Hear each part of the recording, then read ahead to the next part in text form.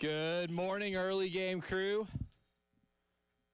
It's a good Tuesday morning to be 1-0. I'm Elijah Campbell. He's Preston Thorne. She's Jen Jensen. We are continuing taking a victory lap and putting this game, the 24-11 win over Virginia Tech to start the 2025 season, under further review. Which the whole under further review thing probably isn't a sentence that Gamecock fans want to hear after the atrocity that was taking away Nick Harbor's touchdown catch late in the game against Virginia Tech. But it's time to no longer be prisoners at the moment. Time for us to look at this game through another lens once again. Because, Preston, I learned that when you rewatch things, there's a couple things that you don't notice in real time that might change what your priors are when you watched it for the first time. Absolutely. That's why coaches spend so much time in the film room. It's not just with a football game, it's with a movie. Yep. It's when you hear a song. It's when you watch a TV show over and over. You know, you pick up different things. Like when you're watching this movie for the second time, you're like, oh, I missed that the first time. Oh, you want to know how many times I had to watch Donnie Darko before I got it? There you go. We're right? Double digits. Yeah, you watch it like, oh, I get it now. The kid has been dead the whole time. I didn't. You know what? That's happened. Yeah. And so, yes, more rewatching, rereading, re-listening, it gives you an opportunity to pick up some things that you have to say. Which, by the way, if you want to re-listen to our show, you can go to YouTube. You maybe catch some things that you didn't catch. Yeah. Right? Nicely done. Yeah, what a tease. Yeah, Look at that. the first time around, you might be so caught up in the rapture, you might be just rolling along with us. You might want to say, man, what did Preston say when he was talking about Bill Belichick getting smoked in college football? Did he say that back in August? Maybe, but you can go check it out. Yeah, didn't Elijah and Preston do a full 3 hours in December talking about how bad that wasn't going to work, how much of a failure that was going to be? If only this was something that was obviously predictable. Maybe you can go check it out. But yes, rewatching, rereading, I would encourage you to do that with anything, football games, movies, whatever, because it does give you another perspective. Before we dive into kind of like our final look back at the Virginia Tech game, and then we'll do that sporadically throughout the show before kind of really breaking down what needs to be fixed moving forward into SEC play. I would like to address one thing nationally about overreacting to a first drive of the game. Yesterday, I get it. Fans were excited for that first drive, but then the offense stalled out. North Carolina looked like a pretty well-oiled machine their first drive of the game. It's because those plays are scripted. How does your offense do off script? Do not say somebody is a national title contender after the first drive of the season when you had the entire summer to script the drive. We're looking at you, Skip Bayless. Yes, my goodness. Master Pontificate. And it's written. It's not even that he said it out loud. You know, sometimes you get away with just saying things on the radio that may be in text. I have it written down. Belichick has a national championship offense. Sir. How long have you been doing this sports? How long have you been? And you know what? That's the thing. Yes, we're going to get to the Gamecocks, but that's the thing that was really interesting about that last night. It's because you have these dudes who are athletes who have played so much sports. They have all been involved. I'm talking Roy Williams, Michael Jordan, Randy Moss, and they're up in the stands acting like straight fanboys. Like, oh my God, I can't believe this. We're going to beat them 56-0. Roy, have you ever coached a game before? Yeah, Roy, the first play that you run in the game when you tell the guys in the locker room, hey, this is what we're going to do. And it works? And it works? Are you like, oh, we're going to win by 30? No, of course you don't. I could not believe that they were acting like that. And hilarious. And you know what? But let's bring it back home. We had a taste of that. Yep. We had a taste of that on Sunday. We drove down, beautiful drive, first series. Oh, man. This is going to be easy. And that's not how it works, man. It is a football game. Things happen. Things take time. You may score your first drive. You may not. You may stall out. You may try and figure some things out. Unfortunately, North Carolina did not figure things out. They did not at all. The opposite of figuring things out. And to be honest, it took a long time for us to figure things out on Sunday against Virginia Tech. It did. Some would say maybe the whole second and third quarter. Yeah, I would say for the whole second or third quarter. So, yes, it's a reminder that football is a long game.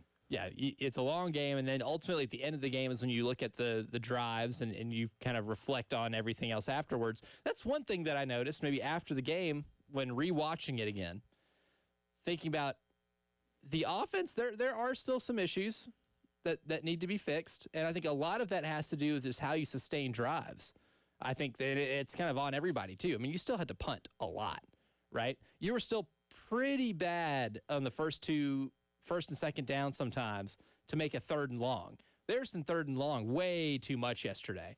And I want to say that going back and looking at like what the average 3rd down wasn't ideal. The average 3rd down distance for South Carolina, Preston, what would you guess was the average 3rd down distance for South Carolina? When you say it's not ideal, I mean, we're thinking, you're thinking about success rates. I know what you would like it to be. You'd like it to be around 6 and under.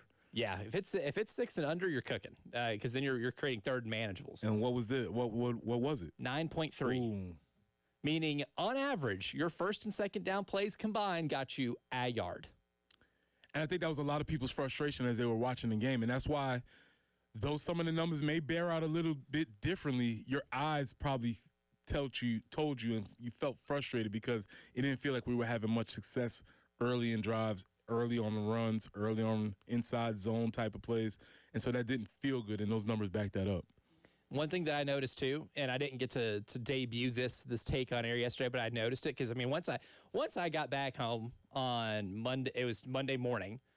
It was about 1:30, so I was like, I'm not going to sleep because I got to be up in like 2.5 hours. I'm not going to be able to wake up. So I turned the game back on and I watched it the entire thing. Got on the ESPN app and just watched the entire thing over again. And I'm watching more specifically on the offensive line because I feel like when you watch it the first time, you're like, oh, the offensive line's an issue again. I'm not saying it's great. They're not going to win the Joe Moore Award. I'll go ahead and throw that out there right now. But it wasn't as bad as I initially thought when I was sitting in that stadium in Atlanta when it came to pass blocking. You're going to have a hard time convincing people of that. I am. They're going to have a tough time convincing people of that because I think, we talk about the concept of narratives, things starting to pick up steam. Yep. When you have those long 3rd down numbers, when you have some of the plays that were minuses, when you have make a Lenoris play, which really should have just been a sack on any other regular human being. Yep. It's hard to say that, but the film sort of backs that up. Yeah, and I'm not even saying it was good. I don't think it was as atrocious as some people think. Now, here's the thing, too. There are some things in the offensive line that were atrocious, right? Like, anytime Virginia Tech twisted, they had their defensive end and that tackle or that guard next to him. They switch spots and basically make almost like in basketball, your tackle and guard have to call a pick. That's exactly what it is. Terrible at that. So, yes, it's exactly just like playing a pick and roll in basketball. Either we're going to switch or we're going to stay or whatever we're going to do, but we have to decide to do something. You have to communicate in order to do so. Right. That part's not there yet. It did not happen, and that's why you always hear offensive linemen talking about communication. Communication. That's my guy, Ace, Deuce, our own languages, because they have to be able to talk in real time. Yes, that is difficult, but that's what they have to be able to do in order to play the position. Yeah, you can't just be like, oh, they're twisting. Hey, do you want to get this guy? He's a little bigger than me. And you know what? You take him. Like, you don't have time to do that, right? Like, you have to be able to do all of that on the fly. Very difficult, but that's part of the offensive line's job. That's why the offensive line's job is so difficult. But Case and Henry, in rewatching, not once did I ever, when I found a play where I was like, okay, I need to watch that again. Whose fault was that? Was I ever like, oh, that's Case and Henry? He was really good. Yeah, and I think that's encouraging because the numbers supported that he was the absolute weakest link on the offensive line last year. So you can look at it 2 ways. Next segment, we're going to put on our garnet colored glasses. Yep. You can look at it as Casey Henry has improved, or everybody else took a step back. Right. And now the big play I think they got a lot of people frustrated was the safety. And I'll go and say this right now, not the offensive line's fault. I think that one is more so on Lenoris for running into where the pressure was coming from. Also, when you're back in your own end zone, there is significantly less space to have to work with. You got to get the ball out pretty quick. You're not on your own 20 where you can sit back in the pocket a little bit. I mean, that ball has to come out. That internal clock can't even get to 3. He did take a safety, but he did not pull a Dan Orlowski. Yes, he at least didn't make a meme of himself in the process. At all. So that's a plus, right? That's what Garnet glasses. Garnet glasses. He did not run out of the back of the end zone and then have to put in his Twitter bio many years later that end zone should be 11 yards long.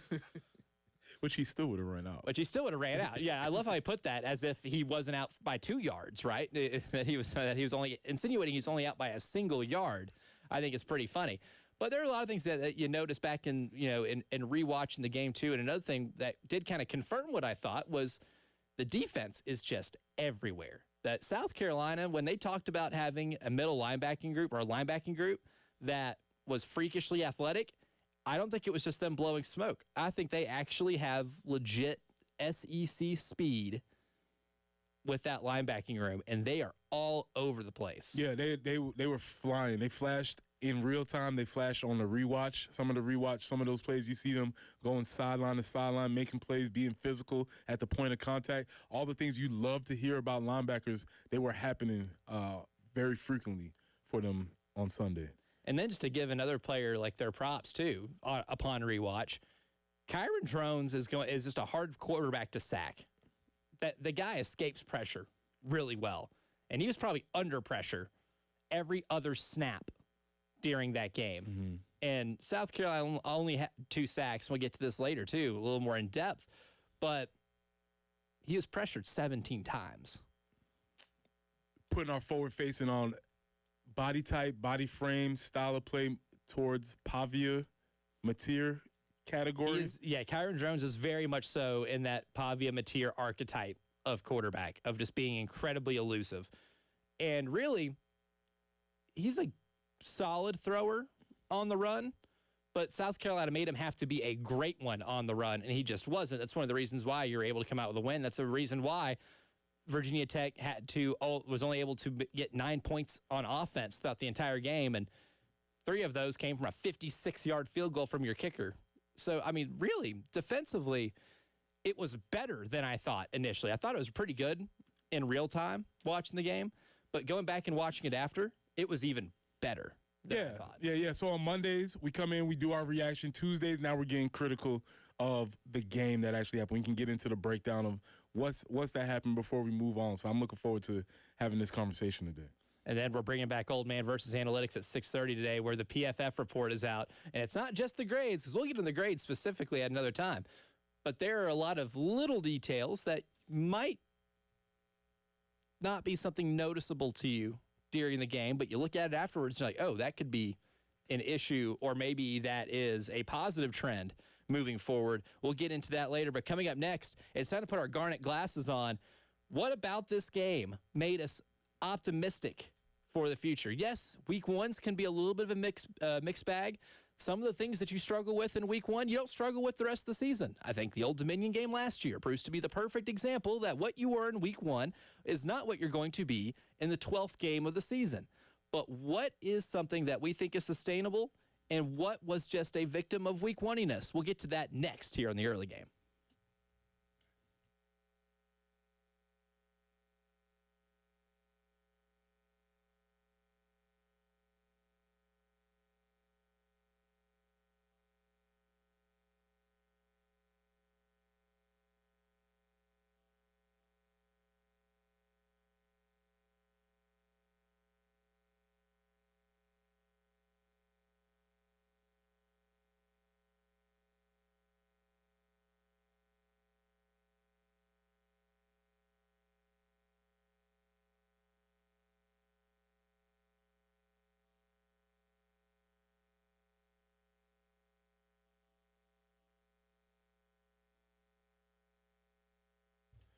Pressing here for our friends at Absolute Glass, the premier glass company of the Midlands, offering auto, home, and business glass repair.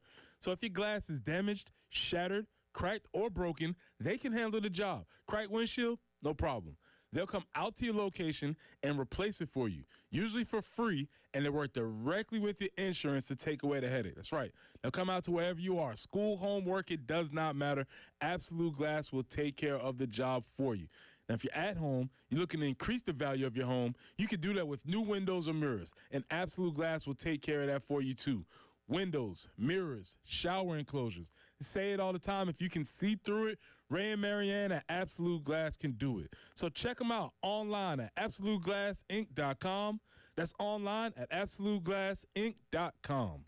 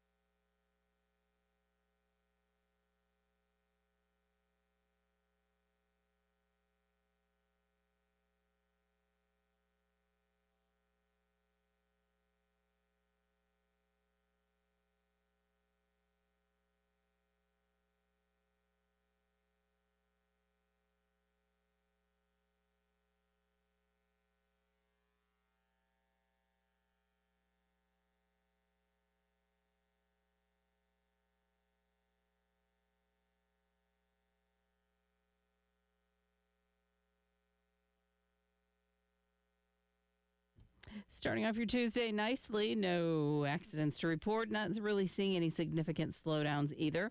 And enjoy a couple more days of a little more moderate temperatures. We're going to get a little more summer-like as we get into the weekend. 83 today for the high, 85 tomorrow. Thursday, 88. We'll be in the low 90s for Friday and Saturday. But starting off your morning, a little bit cooler, 63 on 107.5 The Game.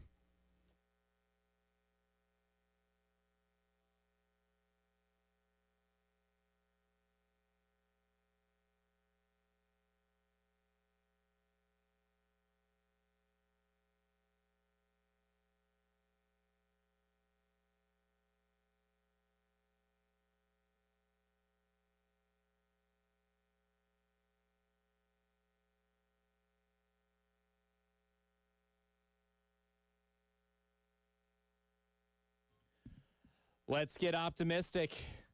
Time to grab our Garnet glasses, wherever you keep them. I hope you keep them in a case somewhere because that's how glasses get scratched.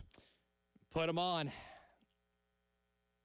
And let's look at this game through the most optimistic scope possible. So, Preston Thorne, we'll start with this. Looking through your Garnet glasses. The thing that you saw on Sunday that is the most sustainable for South Carolina's success that they were able to pull off during the game versus Virginia Tech is a defense that runs to the ball, swarms, and makes multiple people on tackles. I do like that a lot with our Garnet glasses. When you have a defense that has some standout guys, i.e. Dylan Stewart, i.e. now Fred J.R. Johnson, that's awesome. But when you have dudes that are swarming to the ball, you have a lot of assist on your tackles. You don't like to see a whole bunch of solo tackles. That's not great. Great for individual, not great for the defense. So what you see is a lot of assisted tackles, a lot of guys getting half tackles, and a lot of piles being made. To me, that is something that is that is sustainable and something that you can build upon as the defense moves forward.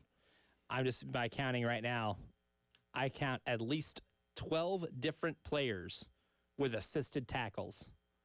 That's what you want to see. You want to see as many people getting to the ball as possible. And that's just run defense. Yep.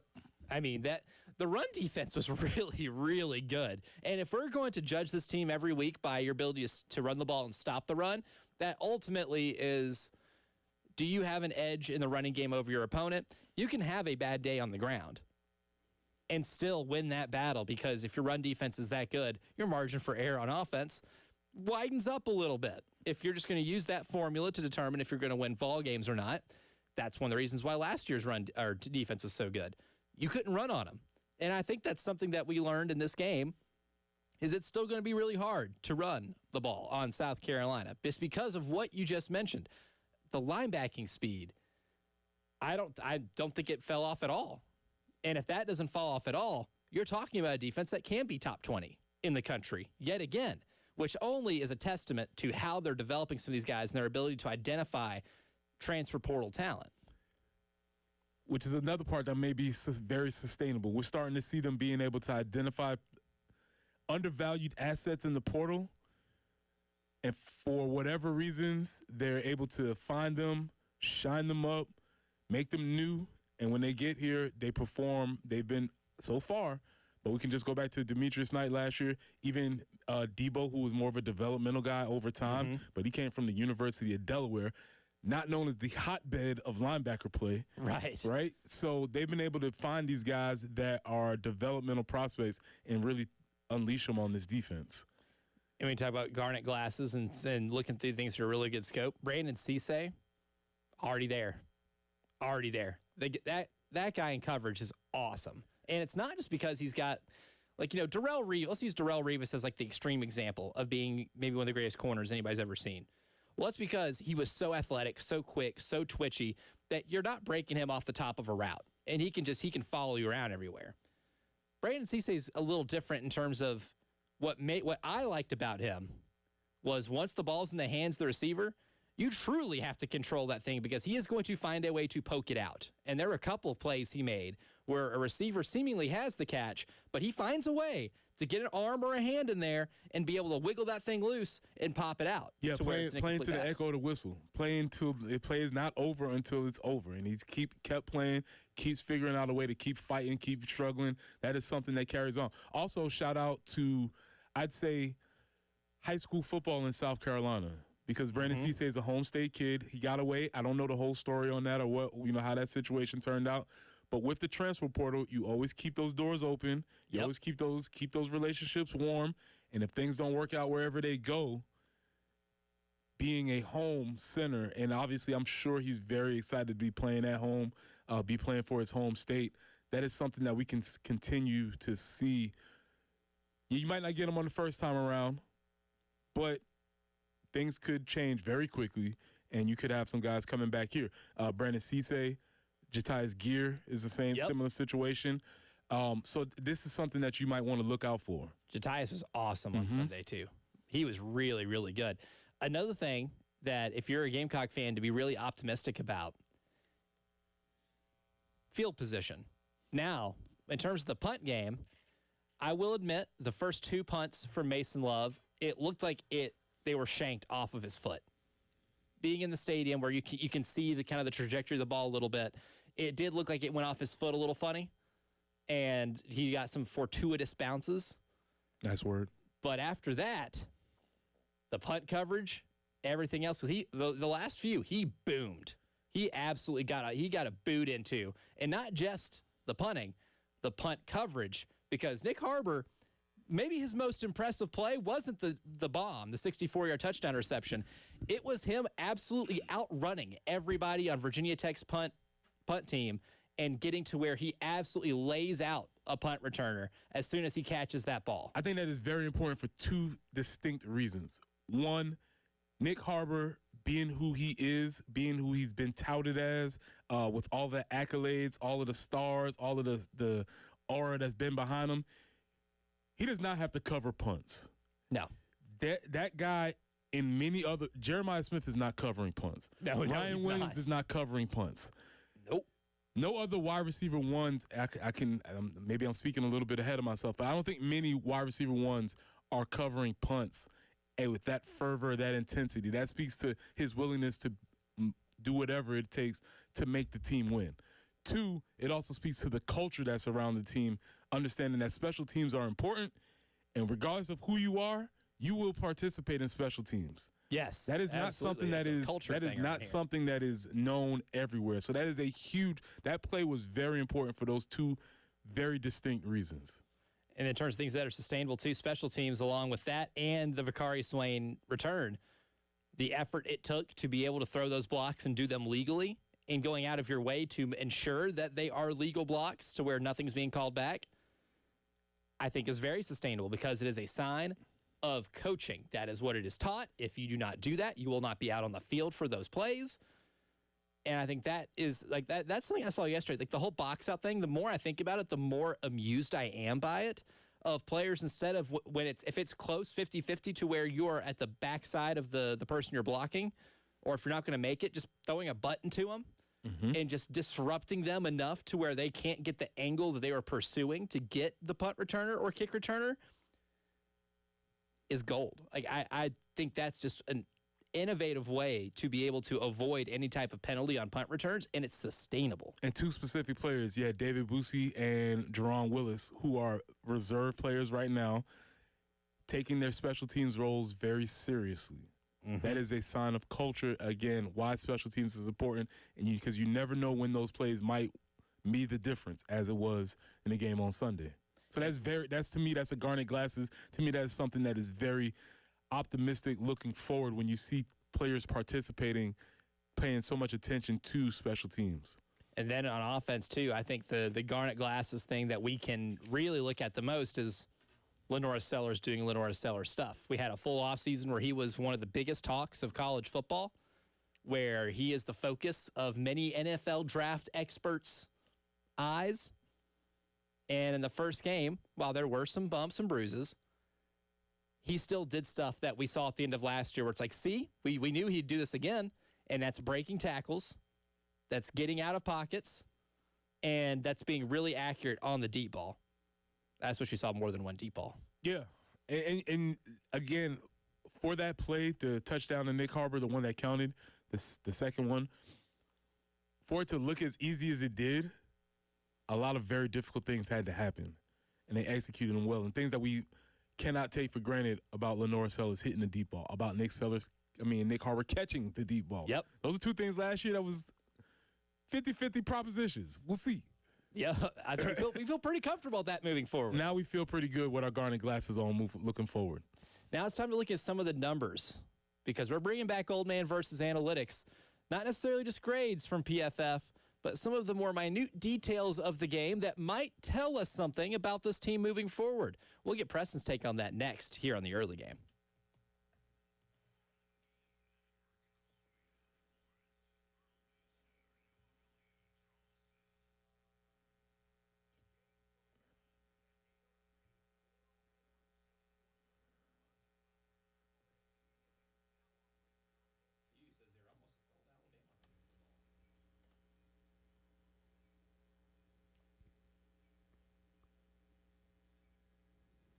Hey, this is Jen Jensen. Are you looking for some flooring? We'll discover the unparalleled quality and selection at Mill Street Flooring, your go-to destination for the finest luxury vinyl plank flooring in the Midlands. Now, they're the exclusive distributor of Case Luxury Flooring, offering wear levels from 12 to 28 mils for durability and style. So whether you're a contractor, a builder, or maybe an installer, you're going to appreciate the factory direct prices and the manufacturer's warranties. And the great part is when you select the flooring, you can take it home the same day because they have it in stock.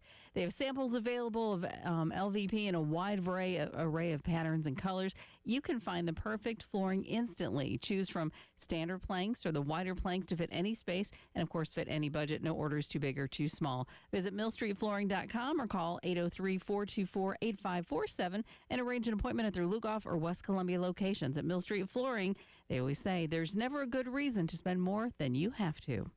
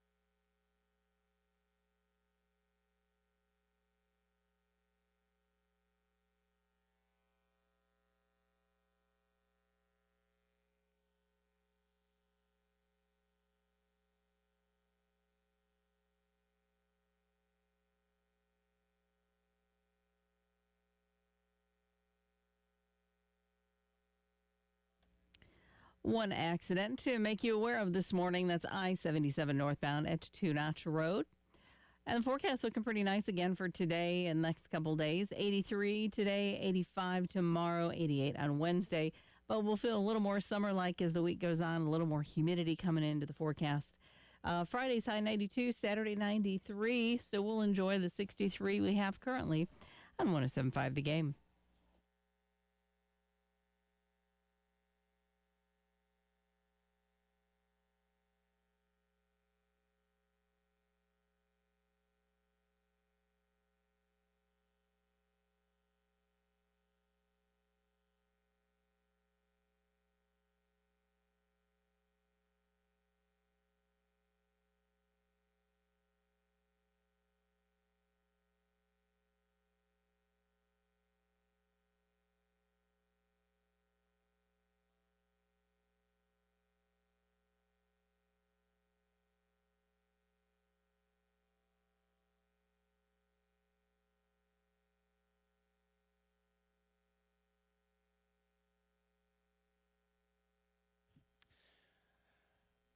All right, it's time to look at the game through a different angle. It's old man versus analytics. Right, I get some of the new aging number stuff. We run it by Preston to see how legitimate this is, or if we're coming away with the right takeaway from it. That's the one tricky thing about statistics sometimes, is we can all look at the same numbers and have different interpretations, and even both be completely wrong in our interpretations. Yeah, what's the phrase? There's lies, damn lies, and statistics. So we can make it, figure out however we want to. We can spin it however. But sometimes the numbers confirm what you saw, or sometimes when you go back and look at the numbers, maybe what you saw wasn't quite the whole picture. So I do look forward to hearing the numbers, even though I'm confident in what I think I saw. But sometimes these numbers I don't want to cherry pick numbers to back up. I just want to hear the numbers. So when it comes to numbers in terms of how many times the opposing, your quarterback and your opposing quarterback were pressured and sacked, Lenore Sellers was sacked, I believe, 5 times. Virginia Tech's quarterback Kyron Jones sacked only twice. Some people would say, oh, well, South Carolina was giving up way more pressures, or it was, they had a much harder time keeping Virginia Tech out of the backfield. But South Carolina had 17 pressures on Virginia Tech's quarterback Kyron Jones. Jones is only sacked twice, so that's a pressure to sack percentage of 11.8%. Now, for Lenore Sellers, he was pressured on significantly fewer of those. He had 8 defensive pressures, but he was considered to be sacked 4 times, according to Pro Football Focus. So his pressure to sack percentage is 50. So is the idea that one of the things Lenore does need to work on, as great as a quarterback as he is not taking as many sacks and getting rid of the ball? That is a way to see it. Yeah, and when we was kind of looking at these numbers, I was like, well, what does that mean? It means when they get there, they sack them. They sack them, yeah. So you're saying he needs to get rid of... I honestly didn't realize Virginia Tech had that many sacks. Without looking at the numbers, I did not. That's not something I thought about. So these are why numbers are interesting, because if somebody was to run with the narrative of saying the O-line was atrocious, 4 sacks. That's not great. You would look at that and say, yeah, that confirms your priors. But somebody else could say, well, I hear you, but also, Lenoris, when you look at the amount of time he held onto the ball, some of the plays he made, that safety in particular, you can look at maybe there's some things, because a lot of people will say that sacks are, in the NFL, people are moving towards the idea that sacks are a quarterback statistic and not a line statistic. And I think that's a very new way to think about football, and it's something worth considering. Because that's the one thing about Kyron Jones that I thought I was really impressed with, was his ability to not take a sack no matter how many times he was pressured. To get 17 pressures on the opposing team's quarterback is pretty amazing. And he escaped with only 2 sacks. Now, if you look at the numbers, Kyron Jones' completion percentage was pretty bad. It was below 50. He did have a lot of drops. And also, he threw the ball away a lot. He would escape the pocket and then just throw the ball out of bounds. That happened a lot in that game. And then it kind of comes down to a more philosophical point of, how much do you devalue incompletions? How much do you consider those to be just as much negative plays as negative plays? You can go so deep into the weeds here because there are plays where you could look at, say, Lenore's taking a sack, and it's like, well, there's a such thing as a good sack because maybe he didn't put the ball in jeopardy. In jeopardy, yes. Right? So maybe he didn't try and force a ball. He didn't put it in jeopardy. He took a sack, lived the play the next down. That is an argument that you can make. You could also make the argument that they say, get rid of the ball. Throw it out of bounds. You got a cannon for arm. You can make it out of bounds. Throw it out of bounds. Live the play the next down. That would be, I'm sure that's something that Mike Shula, what I would want to know, how many times did Lenore's get the poop dropped on Mike Shula's That's desk? the real analytic I want to find out. How many poop plays were there?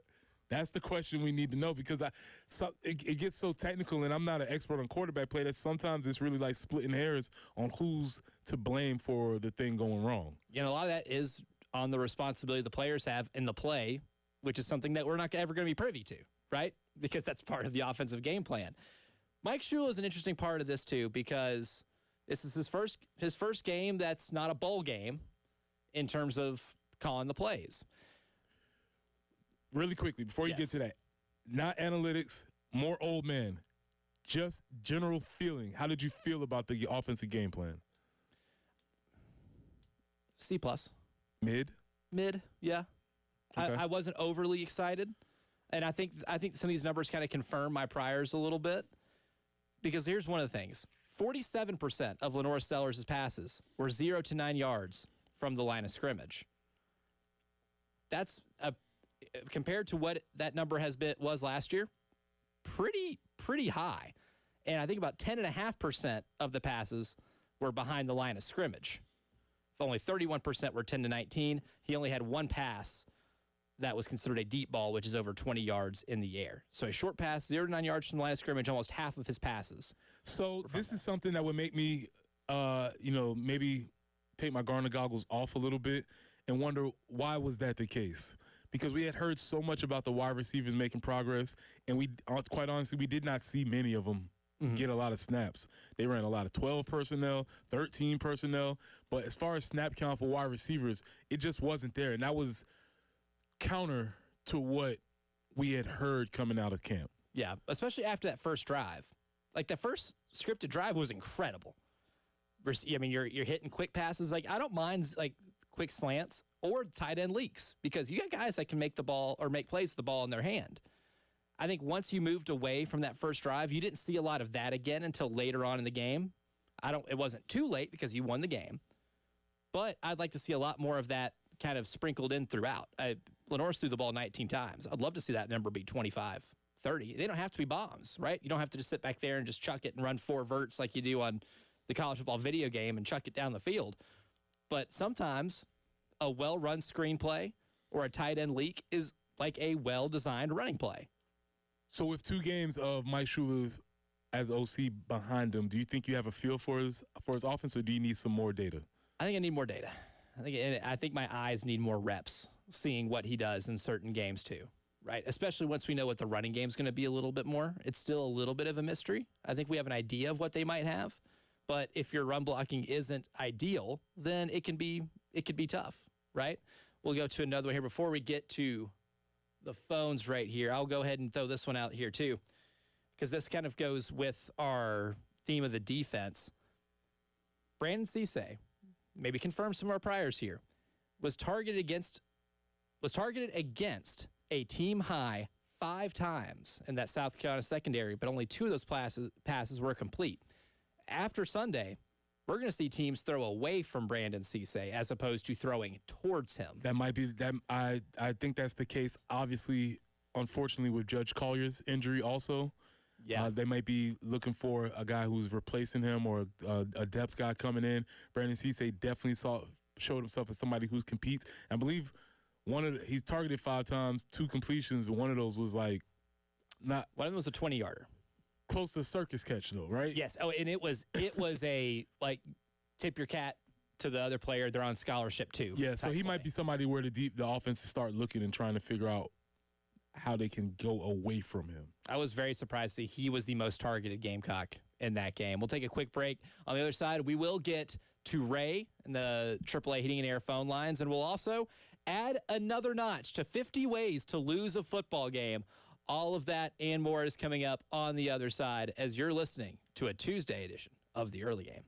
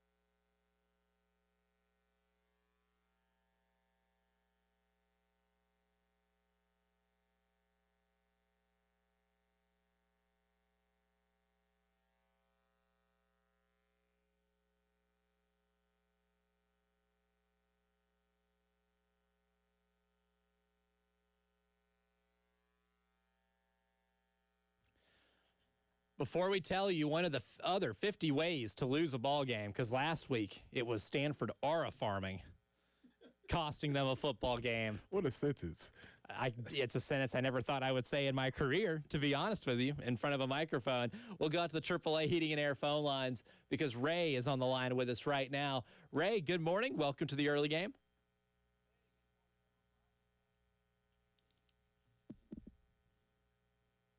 Yep.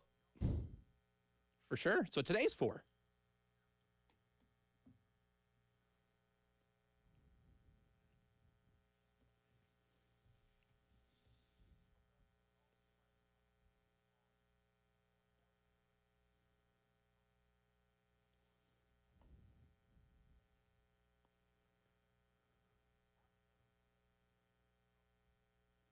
Zero. Not that I saw from this weekend.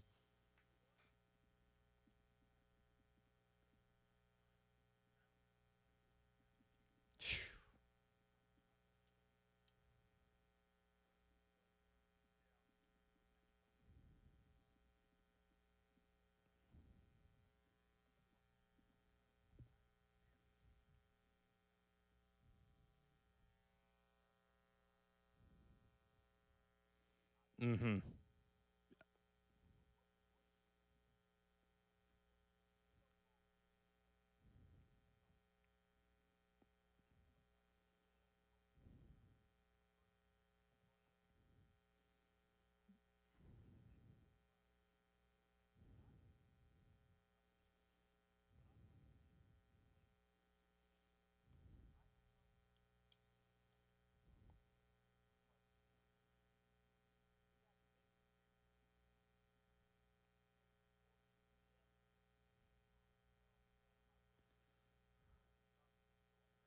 You can keep them honest that way, too.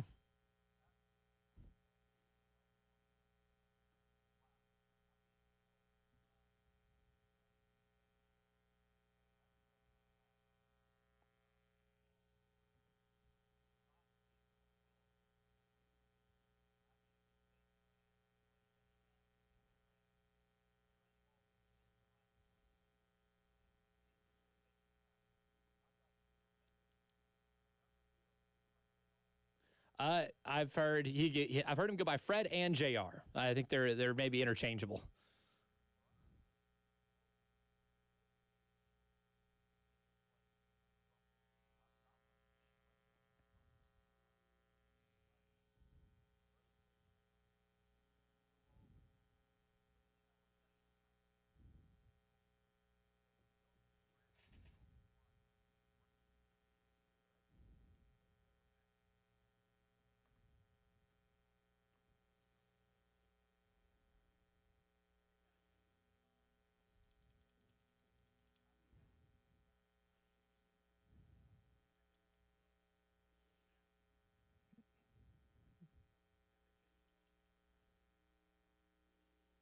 Super glue it to your body.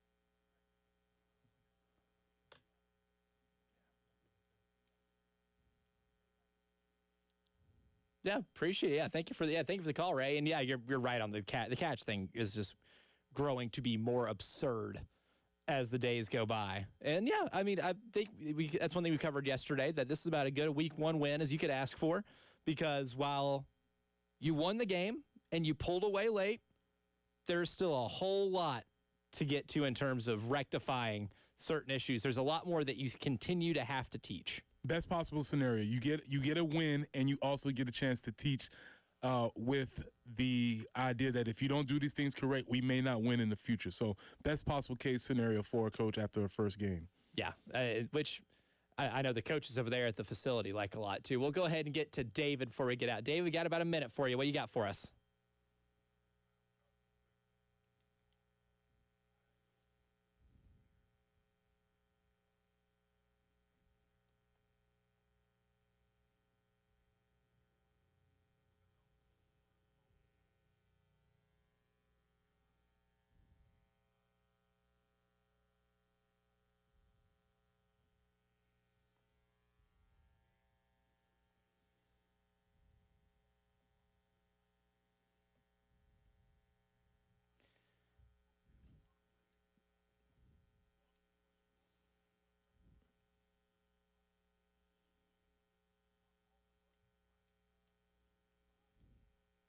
Mm-hmm.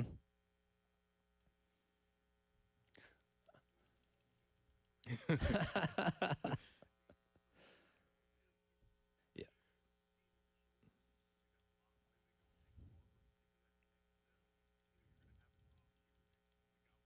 Yes.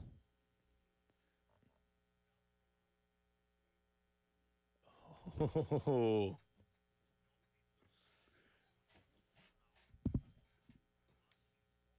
Yep. Alabama.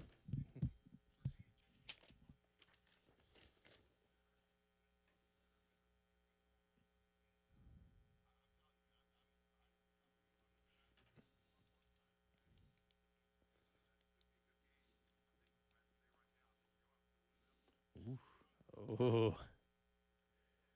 I love the enthusiasm. Great call, David. David hit all the Oh, notes. he did. CFP, Came beat in on Clemson, time. Heisman, and you got in under the clock. Woo!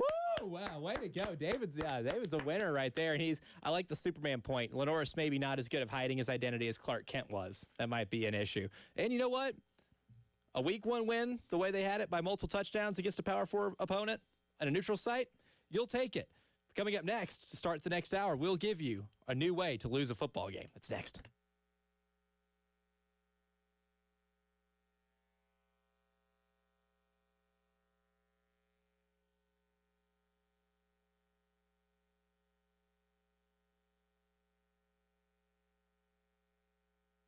Football is back, and Underdog Fantasy is the best place to make picks and win money all season long, and you can play right now in South Carolina.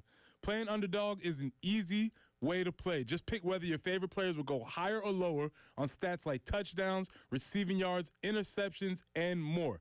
This week on Underdog, I'm looking at Jalen Hurts, and I'm selecting Jalen to go higher than 0.5 rushing touchdowns. That's right. Jalen Hurts higher than 0.5 rushing touchdowns for the game against the Cowboys. Download the app today and sign up with the promo code EARLYGAME to score $50 in bonus funds when you play their first $5. That's promo code EARLYGAME. Millions of fans have already won billions making picks on Underdog. Will you be next? Underdog. Make picks, win money. Must be 18 plus and present in South Carolina. Terms apply. See assets.underdogfantasy.com/web/play and get terms _DFS.html for details.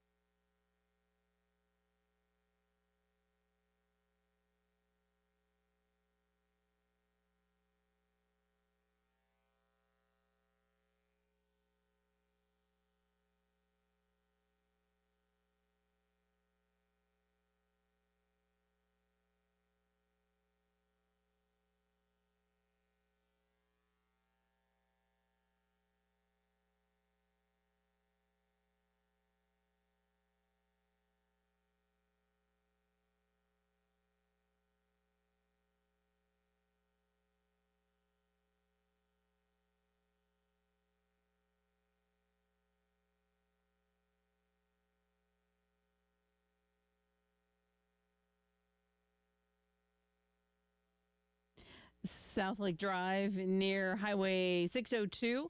There is a report of an accident there. Also, I-77 northbound at Two Notch Road. A little bit milder today, 83 for the high. We start seeing the humidity start to creep in towards later in the week and into the weekend, feeling a little more summer-like. Wednesday, 85, 88 on Thursday before we're in the low 90s on Friday and Saturday. But right now, pretty nice. 63 on the early game.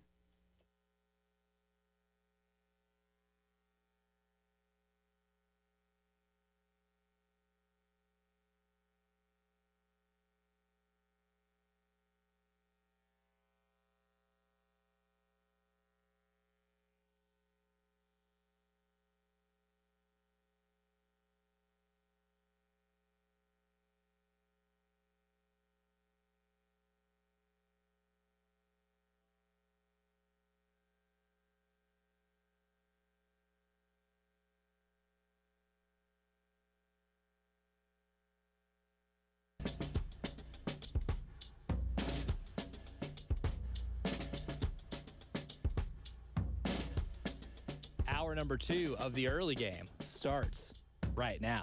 I'm Elijah Campbell. He's Preston Thorne. She's Jen Jensen. And when you hear this music, you're about to learn something. It means you're about to learn one of the many ways to lose a football game. And each week we are gifted, because college football is the weird, unpredictable sport that it is. You'll learn a different way of how to lose a football game every single week. Last week, it was Stanford, victim of aura farming. Say that sentence one more time. Stanford, a highly respectable academic institution, lost a game because they were too busy aura farming. Because their seventh, a play. Well, let's make it even better. Because their seventh-year defensive end was a victim of aura farming. Was the perpetrator of aura Perpetrator, farming. yes. He was the perpetrator. His team was the victim because he just had to keep dancing. Had to keep dancing after a sack. They're playing at Hawaii. This isn't the Super Bowl. Sacks a quarterback, dances for what feels like an eternity. Was really like 7 or 8 seconds. That's a long time. Which is a long time. That's longer than the average football play. He danced longer than the play. He held up the game for it, right? Like, can't do it. Honestly, he should have been flagged for delay of game, To be honest, Dylan, you're getting close. When Dylan had his sack with his celebration, when Dylan did his celebration, it was clean. He's learned from last year. He did a clean celebration, but he ran very far away from the team, and I was like, hey, man, speed us up. Yeah, we got to hurry. We got to get back to the line. But anyway, last night we discovered a new way to lose a football game, and that is hiring an NFL head coach, a legendary NFL head coach, dubbing your own team the 33rd NFL team, and going out and losing by $1 billion to a team that's not even the 33rd best college football team. And doing so in embarrassing fashion, because TCU spoiled the Bill Belichick party last night that ESPN tried to tell you was the only story in the game. Yeah, and that's the thing that was about this whole situation. It was as if there was not another team playing. And Sonny Dice and crew had been a part of this 2 years ago with Dion, so they had learned. We talked about this here. So they had learned, but there was as if this other team was not even there, and just Bill Belichick and Michael Lombardi, the GM, whatever. If that name sounds familiar, yes, that's the only reason why you know Michael Lombardi, is because he has a last name that is very important to football. But our entry for today is, as you said, the blowout, because this is the first real dud of college football season. Yep. I talked about on yesterday how all the games were awesome. Yeah. Ohio State and Tennessee, us versus Virginia Tech, Miami, Notre Dame, awesome games. All the primetime games were great. And this one was a dud.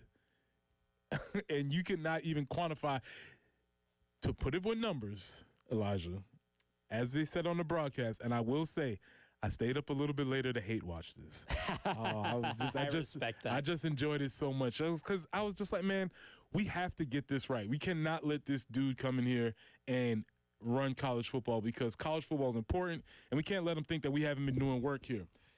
That it's just so easy to walk in here and win automatically. There were 2 hours of real clock time between completions for the North Carolina quarterback, Gio Lopez, I believe. Gio Lopez, yeah. Gio Lopez. Transfer from South Alabama. 2 hours of real time passed between his completions before he got injured and taken out the game. 2 hours. That is incredible. After that first drive of the game, if you took a 2-hour nap and woke up, congratulations, you missed 0 completed North Carolina passes. TCU scored That's 41 unanswered points. 41. An absolute beatdown. And, of course, on ESPN, they were very quick to tell you it's the only time it's ever happened in Bill Belichick's career coaching at any level. It's the most points he's given up at any level. Well, I'm glad this happened because college football is different than the NFL. It's a different type of game. It's a much different type of game. It's a different type of job coaching in college than it is the NFL. And for those who thought he could come in here and just easily win because of his name and because of what he did in the NFL, sorry, not going to happen. Also, did we just magically forget? Did we just get amnesia over what happened with Bill Belichick the last couple of years he was in the league? They weren't good at all. Below 500 coach. There's a reason why he's still not coaching with the Patriots. And that nobody in the NFL hired him. And that nobody in the NFL hired him. And so you would assume that Bill Belichick, being the defensive guru that he is, the offense, the genius, the mastermind, he's probably going to go put some pressure on that defensive coordinator of his, isn't he? Oh, no, maybe not, because the defensive coordinator is Steven Belichick. Well, you know what that means, right? Steven Belichick's grounded. Go to your room. Go to your room, kid. 48 points.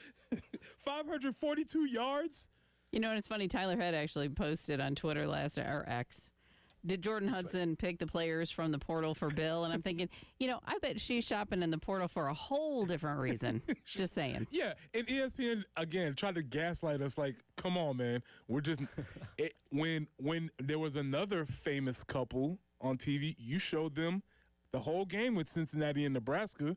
They were on TV the whole time. The entire time. This famous couple, all of a sudden, a random person is just sitting in the box with Randy Moss, and we're not going to mention, oh, look at Randy Moss and just random woman in the box with him. No, she was very important to the whole story. Who knows how this ends, but whoa, that was a great way to start. I mean, if only this wasn't incredibly predictable, too. That's the thing.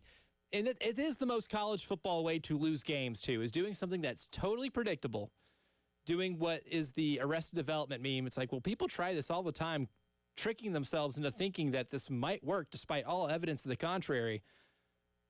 But things might be different with us. It might be different with us. Mm-hmm. And I think last night was just an ideal example as to why there's more in going into coaching at the college level. It's different. I don't know, I'll say more, but it's different at the college level than the NFL, right? Bill Belichick essentially took over the GM job of the New England Patriots for a while, and he lost his fastball when it came to building rosters. There's a reason that I think it was his 2022 NFL draft class no longer has anybody on that Patriots roster because they've all been cut.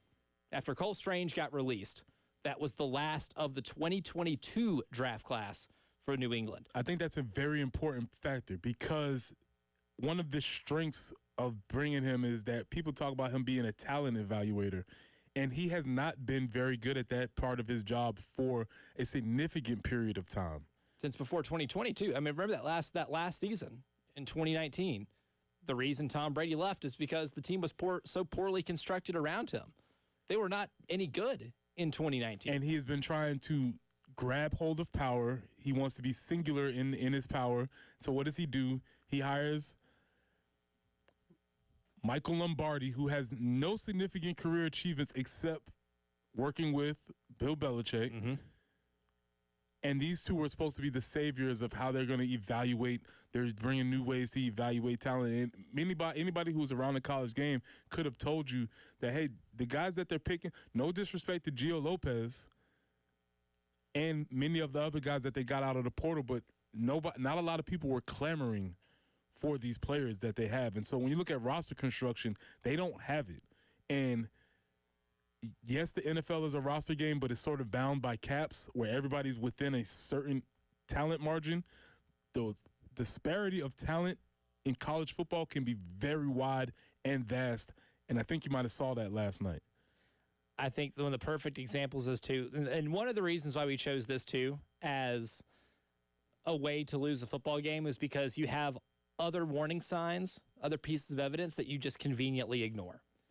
And Arizona State should be the perfect example of that because, yes, they made the college football playoff last year, and we look at Arizona State a whole lot different now. But you know what it took to be able to get to that point? Them going through hell under Herm Edwards. And what did Herm Edwards want to do? Make Arizona State run like an NFL team. You can't run a college program like an NFL team. Yeah, man, Herm obviously is a very charming man. Yes, very good on TV. Very great on TV because what he did to Arizona State is very close to criminal. Yeah. He ran the program in the ground, got him on probation, and now he just gets to talk on TV. Like he still knows what he's talking about. Like nothing ever happened. Like nothing to see here. I just got this team on probation. We were terrible. Ran the program in the ground where some young upstart kid had to come say, Kenny Dillingham, the only reason they take that type of risk because the program was so desperate. They were in such a terrible spot. Kenny Dillingham, I believe, went there. Like that was his alma mater. Please, hey, do you want you went here? Do you want the job? Do you want to coach college football? And so there are a lot of similarities between what they tried to do at Arizona State and what it feels like Bill Belichick is trying to do here. And what I said initially was my first red flag was when they said, well, we're going to come to college and we're going to get these guys on a nutrition plan because, we're going to do things like they do in the NFL. And it's like, dude, you don't think where you been? You don't think these teams in the SEC are doing this already? You don't think they have private chefs? You don't think they have? We're going to get them on an NFL workout. What do you think these teams have been doing this whole time? It was massively disrespectful. Yes, the way that he was just coming in. I know everything about this. I'm going to come in here and do things the way. And it's like I said, for me, last night was a win for college football. In my opinion. Because shout out to Sonny Dykes. The coaches at this level do hard work too. The players at this level do really hard work too. And you can't just roll in here and say, this is the 33rd NFL team. Well, you might want to start playing like it before you start declaring yourself the 33rd NFL team. And just go back to the Arizona State example too. I'm going to read you a list of some names that were on that coaching staff that were brought in. Antonio Pierce, Brian Billick, Marvin Lewis. They brought in as much NFL flavor as they could. Herm Edwards, he phoned a lot of friends and brought them into Tempe like with the them. Expendables. And as a team, they were incredibly expendable. they were very bad. And you know what the wild thing is too? It's not only some people can chalk it up to, well, maybe they're just not good recruiters. Maybe they have a hard time building a roster because building a roster is so different in college than it is the NFL. Well, Herm Edwards, his best season was an 8-win season. Got fired in 2022. And I'm going to just name you one player in particular that they had. I think I know where you're going with this. Who played a lot, but did not play very well. They did not get the best out of him. That'd be Jaden Daniels. You heard of that guy? Yeah. They were not very good with Jaden Daniels. Oh, and well, let's look at some other players in the roster too. Leading receiver for the year that Jaden Daniels was there, some fellow named Ricky Pearsall. I think he did pretty good once he left. I think Jaden Daniels did pretty well once they left. There are a lot of players on that Arizona State team. Pretty good once they left. It was a poorly coached team. It's not as easy as they might think in the NFL, where the NFL coaches who have any type of success at that level can just come to college and make it happen like that. There's a lot of work that goes into it. Last part that I want to bring in, because you're correct, but I was remiss to mention this because we said that Bill Belichick needs to make sure that he gives a stern talking to his defensive coordinator. Well, he also might want to give that same stern talking to his safety coach, Brian Belichick. He's grounded too. Yeah, both of you. You guys gave up almost 600 yards of total offense last night. Both of you. You're both grounded. Go to your rooms. No PlayStation for you tonight. Yes, that is because he has two of his sons on the coaching staff, on the defensive coaching staff. That's ridiculous. Maybe they need to be playing like the Madden NFL and stuff like that, so maybe they need to be on their PlayStation. Yeah, or maybe go to your room and no electronics. And if you are playing NCAA football instead of Madden because we're coaching college football. Yeah, now. there you go. Yes. Oh, and also, going back to other that's what they were doing wrong. Very clear signs of how this might not work. Steve Belichick's offense or defense didn't necessarily light the world on fire at Washington last year. That's where he was at. Washington was not a good football team last year.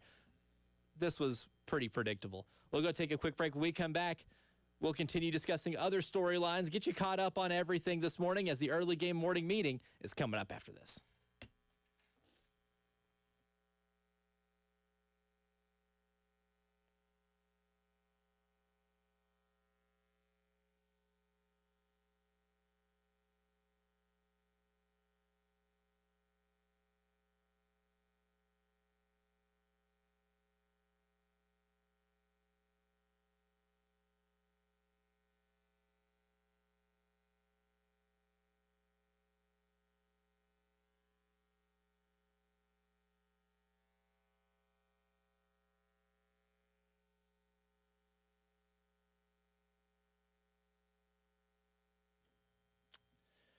Well, I think we saw North Carolina struggling, being very predictable.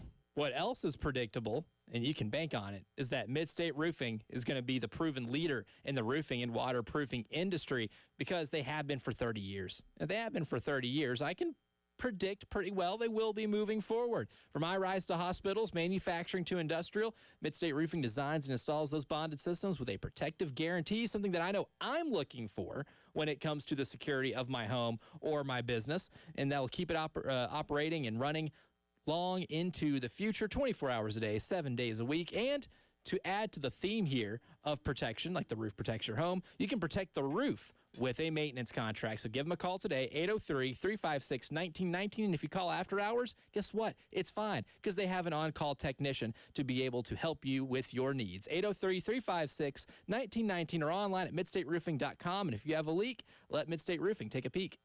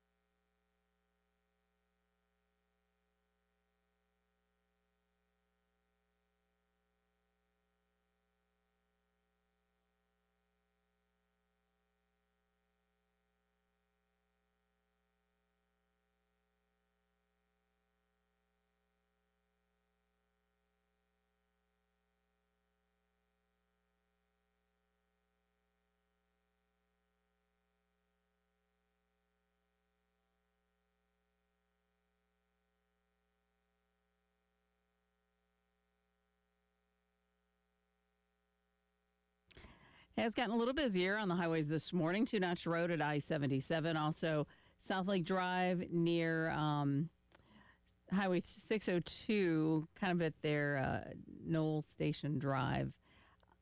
Rawl Road at Pisgah Church Road. We also have a report of an accident. One other to make you aware of, and that's I-77 northbound at Two Notch Road. And then forecast looking pretty nice. 83 today, 85 tomorrow. The humidity starts to ramp up later in the week, where we'll be 88 on Thursday, and then we'll be in the low 90s for Friday and Saturday. So we haven't quite gotten rid of summer yet. 63 currently on the early game.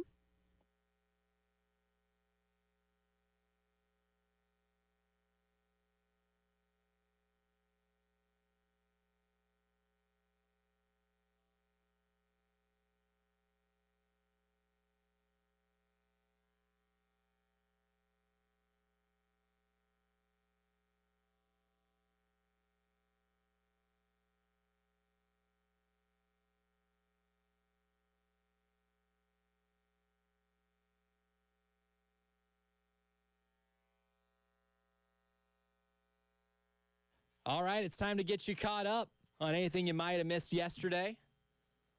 Because right now, it's time, as we do every day at this hour, time for the early game morning meeting.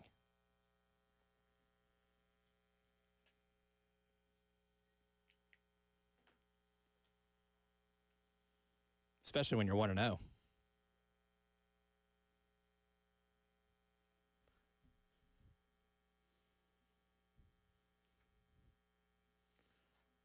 Unless you're the Belichicks.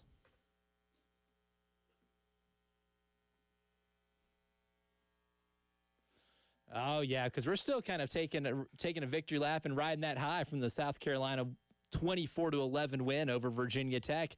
Going pretty good into week number 2. I think we're all feeling pretty good. So today's going to be an awesome day, and we'll get to hear from Shane Beamer today as well at 1 p.m. Players are going to speak, so we'll hear from them in tomorrow's show. So that's going to be something that if you were, hanging around listening at 1 o'clock, you can listen to Shane Beamer discuss that week 1 win and maybe talk about the opponent coming up in South Carolina State. But right now, there are more awkward press conferences going on nationally, Preston Thorne. Oh, buddy. Yeah, you better be ready to answer these questions, sir. After you take these lumps, you might want to be able to answer these questions. Not good. Yeah, not good. So let's go visit Tuscaloosa for a little bit, because in a land where things are going totally well right now, as we cut to Jen, this is an interaction with Kalen DeBoer in his press conference yesterday. You mentioned the great week before the game. Just how much do you self-scout the preparation before games, and are there times as a coach where maybe you notice during the week that things might not be going the way that you want them to?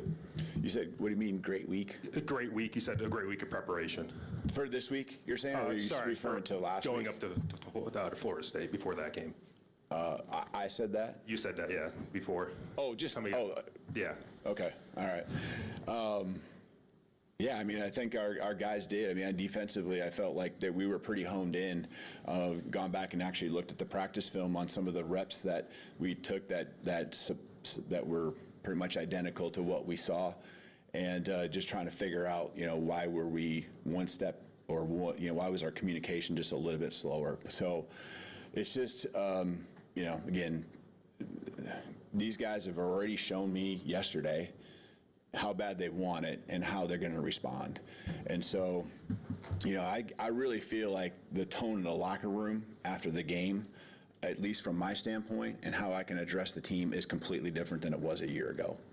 And so, we don't need to speak in those terms, but it feels different. There's more of a, just flat out upset. I can use a lot of different words to explain it, but this, really upset about how it went. These aren't learning moments anymore. This is us and our program, and again, we understand the situation we've put ourselves in, and that we're in. But it is a long season, and let's take care of business this week, and then that's going to set up the next week, and then we'll worry about that. That's been our philosophy all along, but we really got to live it now. So I guess they weren't upset when they lost to Vanderbilt last year? Or Oklahoma? No, this year we're really upset. We're mad this time. I'm telling you, we're really mad this time. You thought we were mad last year. We're even more mad this year. Unfortunately, they keep having opportunities to prove how mad they get after losses because they keep losing to unranked teams. This is happening too often, Kalen. Well, good thing there's no history at the University of Alabama to losing to Louisiana Monroe in a disappointing season.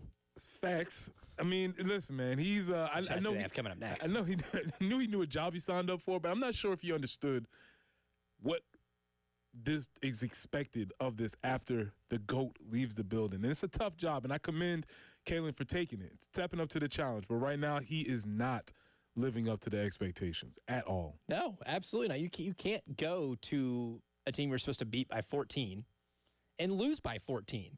That's exactly what happened. The funny thing about Florida State beating Alabama is that Alabama was favored to win by 13.5 points. Florida State would have covered Alabama's spread. If Florida State was favored by 13.5 points, congrats, you would have covered. That should never happen at Alabama the way that Nick Saban left that program. And it's already lost its luster. In less than 2 years' time, it has lost the intimidation factor of what once made them an absolute terror, right? Like, in Star Wars, when Darth Vader walks onto the ship, everybody kind of tightens up a little bit. Mm-hmm. That was Nick Saban at college football opposing stadiums. It's not that way anymore. There's a lesson to learn here for Gamecock fans, and it has to do with women's basketball. Enjoy it. Yeah. Because it does not last forever. Nope, nothing lasts forever. When you have the person that's at the top of the sport, and they have the gravitas of everybody paying attention, and they can get things done, you might get a little bit spoiled. Yep. And, boy, you wish those Alabama fans, they're probably going back saying, man, we probably should have enjoyed that a little bit more. Yeah. When we were beating SEC teams by 20 and we were still complaining to Nick about how he didn't throw to the tight end, maybe we should have enjoyed that run a little bit more. So all I'm saying is for all of us as Gamecock fans, women's basketball specifically, hey, enjoy that we are in the middle of a run which will not last forever. Yeah. That is a fact. So because one day it will end. One day it will end, and hopefully we don't turn into what Alabama is currently going into now, but we've seen this story over and over and over and over again. I think when going into this season, if you told me Alabama was the story of week one, I would have been like, oh, they must have beaten the hell out of Florida State. Mm-hmm. They must have just taken them to the woodshed. Well, they're the story in the SEC right now because of that loss and in the manner in which they lost. I love going back and seeing other people on Twitter, count like analysts, right? Like Dan Orlovsky, he's charting loafs. And he said he charted 21 loafs. And I'm not talking bread here. I'm talking about not running hard on defense to pursue a ball carrier. So yes, a quick football 101. A loaf is when you as a defender are not running hard to the ball or not playing with all-out maximum effort. There's offensive loafs, there's defensive loafs. Most of the time they're on defense. Dan Orlovsky charted 21 of them. That's atrocious. That is a way too high of a level and not the standard of Alabama football or anybody's football. And this is something that staffs track all the time. If you have a team that's not playing with maximum effort, it doesn't matter how many stars they are. It doesn't matter what their recruiting profile is. None of that matters if you're not even willing to put in effort. And what that hints at is there is a lack of expectation that seems to be festering in Alabama. Good luck to them. Their talent is going to take them pretty far. But I think we can pretty clearly see that they ain't got it. No. And maybe Caleb DeBoer doesn't have it for that program either. We'll see. Yeah, maybe not the right guy for that job. Now, we haven't gotten to cover this story a lot just because of it happening in its proximity to the college football season starting. But the Micah Parsons trade was one of the biggest trades that we've seen in pro sports in a long time outside of the Luka Doncic trade. That one is kind of like in a tier of its own. But an interesting development in that because Micah Parsons has apparently been dealing with an L4, L5 facet joint sprain in his back, and according to Rob Domofsky from ESPN, may receive an injection before Sunday's game against the Detroit Lions if needed to help him play. So for you, does that change kind of your view of the Packers making this trade? You made the statement the other day. What does he say? Nobody's had. Oh yeah, no one has ever said I used to have a bad back. Yeah. Tim Hasselbeck provided me with that wisdom many years ago. That's something that you said, and now it's something that I think about a lot now because Once your back is bad, it doesn't get better. And so if you're taking injections in week 1, brother, there's 18 more weeks. You're not going to make it. Good thing football is not a violent sport. Right. You're not going to make it. And if you do make it through this year, long term, not looking good. Because what are you going to have to do? You're going to have to keep injecting. You're going to have to keep injecting. And we know that when you keep injecting, you play through those injuries. Those injuries only get worse. Your body doesn't know how to recognize pain. You overcompensate, and you mess something else up. This changes the tenor of the trade a little bit. It does. I think it does, especially if the Cowboys knew it and the Packers didn't, which it sounds like they might have. Ooh. But for a couple of weeks, Preston, Professor P, has been breaking down football for us and teaching us the football. But you know what professors also do? They give out grades. Well, we'll react to some of the grades given out to some South Carolina players after the season opening win against Virginia Tech next.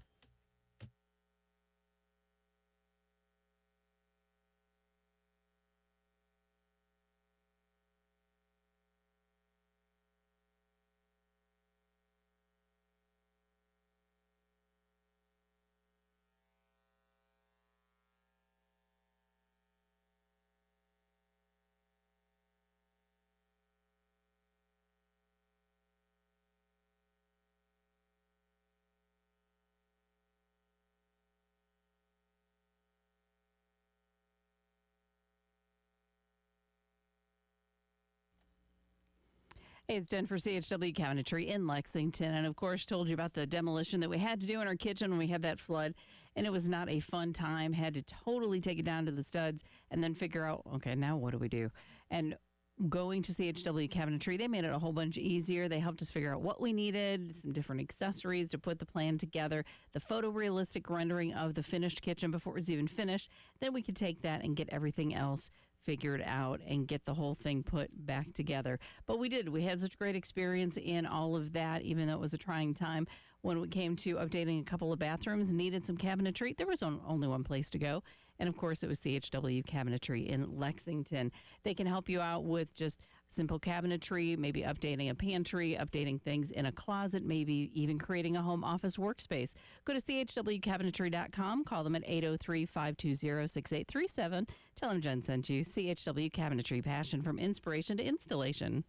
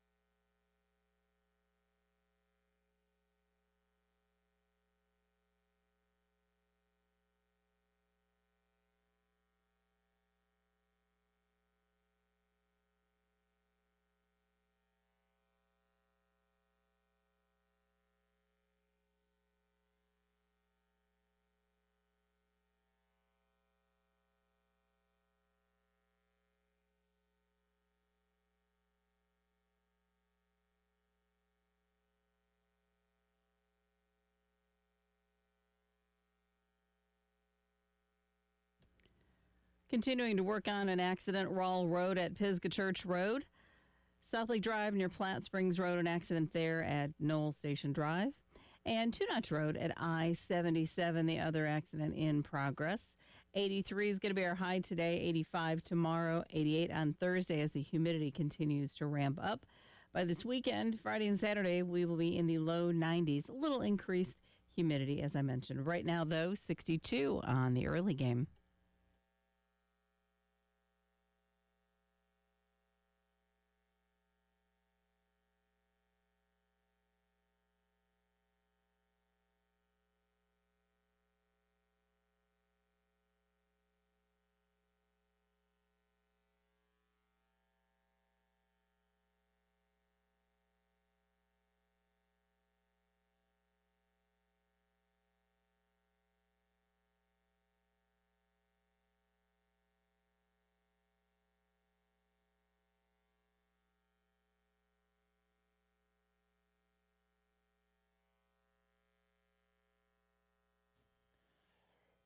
Really good text on the Firehouse Subs text line from Jay. We're talking about the struggles Kalen DeBoer's having at Alabama and being the guy to replace the guy. And we said, it's kind of like women's basketball here. Don't take for granted the success you have right now, because what comes after is not going to be replicated. Certainly not easily replicated, right? And Jay says, well, look at the Carolina baseball as a classic example of things not lasting. Absolutely. If you would have told anybody to go back in time, 2010, 2011, 2012, man, we're going to do this forever. In the words of Lee Corso, not so fast, my friend. Not so fast, my friend. And we've been wandering through the desert for a long time now. And so I think the folks at Alabama, they might have been high on their horses. There's a whole generation of Alabama fans who don't know what this is like. But you just, as I like to say, one of my things I like to say on my athletic resume, undefeated against Alabama. Ooh, you can flex that. That's good. Looking at you, Mike Shula. Preston Thorne, 1. Mike Shula, 0. Correct. So, listen, man, hopefully they get it together. Who knows? October 25th, they come to town. For our sake, I hope it all crumbles by then. I hope they are in their coaching search, like Chance the Rapper. I hope Ryan Williams transfers. I hope everything. I hope you see nothing but bad things before October 25th. Right. Fantastic song. Yeah. Hopefully it is as bad as it gets by the time they roll into town. Oh man, that'd be very nice around here. Or at least, even better if they're favored to win the game. That means they're probably going to lose, because they lose a lot of games. That's correct. But leading up into this week, Professor P's been breaking down a lot of football, but something that professors also do is give out grades. So it's time to react to some grades, maybe give some of our own for today's edition of Professor P.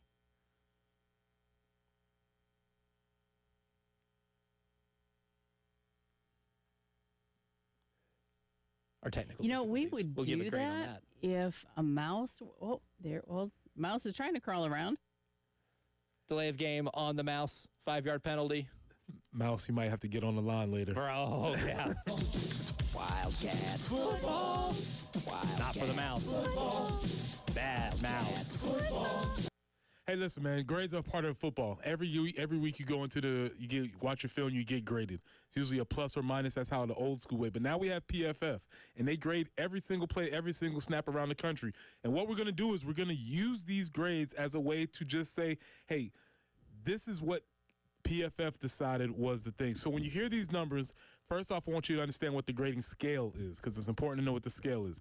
100 to 90 means that the player was elite. Yes. At their position. They were elite. 89 to 85 means they were a Pro Bowler. 84 to 70 means that they are a starter. Okay? I think that's the cutoff right there. Mm-hmm. 69 to 60 is backup and lower. Yes, and I think for the college game, it's maybe a little scaled, maybe like slightly different, but not a ton. Not a ton different, right? So if we're just looking at that scale, we're looking at what these players graded out at. There's good news and there's bad news.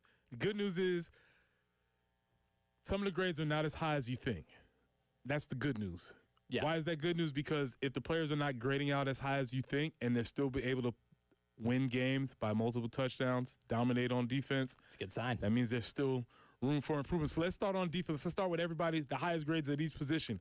Gabriel Brownlow-Dindy, highest graded of anybody on the team, 89. Highest grade of anybody on the team. That is really important because that answers a big question that we had about the defensive line. So he played extremely well. Fred Johnson, 78. Brandon Cisse, 77. DQ Smith, 73. So when you're looking at those positions, as far as the highs at each position, those pretty much match up with what my eyes see, correct? Correct. And the thing with DQ Smith that I like, that I really appreciate, you know what his tackling grade was specifically? 85. And that exactly matches up what I see because I specifically mentioned there were 2 tackles that DQ made in the open field that if he doesn't make those tackles, it's at least a plus 20-yard gain. Who knows if they have the Jets to finish the run, but he made 2, I would say, explosive play-saving tackles. So Gabriel grades out the highest. Next is Fred Jr. Brandon Cisse is next, and then DQ Smith is next. That's on the defensive side. On the offensive side, our highs, obviously the Norris man of 1. Yep. But he graded out at a 75%, and that seems about not percentage, 75 rating because it's not percentage.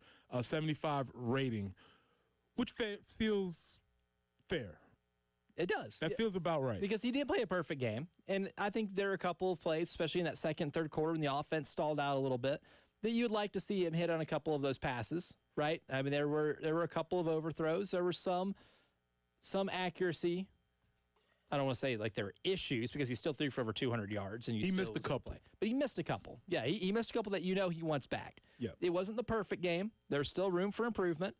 And I think week one-iness is baked into a lot of every single week one result. And I think that was some of the week one-iness that we had was the second and third quarters for the offense in that game. At running back, Oscar Attaway, 72. Rasul Faison, 66. Not much difference, not a lot of separation. I'm interested to see who gets the most carries coming up this week against South Carolina State. Rasul, does he go out RB1? Does Oscar Attaway start as RB1? What's up with Jerron Howell? Isaiah Gustav? Let's see what's going on there. I still have a lot of questions about the running back room. But here's the question that everybody wants to know. Offensive line. Mm-hmm. And other than Trevon Ball, who graded out a 68 overall, which according to our scale would make you a backup, right? Mm-hmm. Not great. Everybody else, let's just say they're below that. Yes, And there some were a couple people, of and really some people bad are ones. significantly below that. So much so that if I was a professor, I'd say retake this. Yes. Because if I put this in the grade book, you may not be able to recover from this. Yeah. Right? This might do you some permanent damage This might when do it comes permanent to damage. getting out of Let's the class. go retake it. Go get the study guide, retake it. I'll give you an opportunity. Maybe we can average the 2 grades or something like that because as a whole, significantly overall offensive line play, probably with what your eyes saw, nobody else graded out, if I have the numbers right here, nobody else graded out slightly over 60.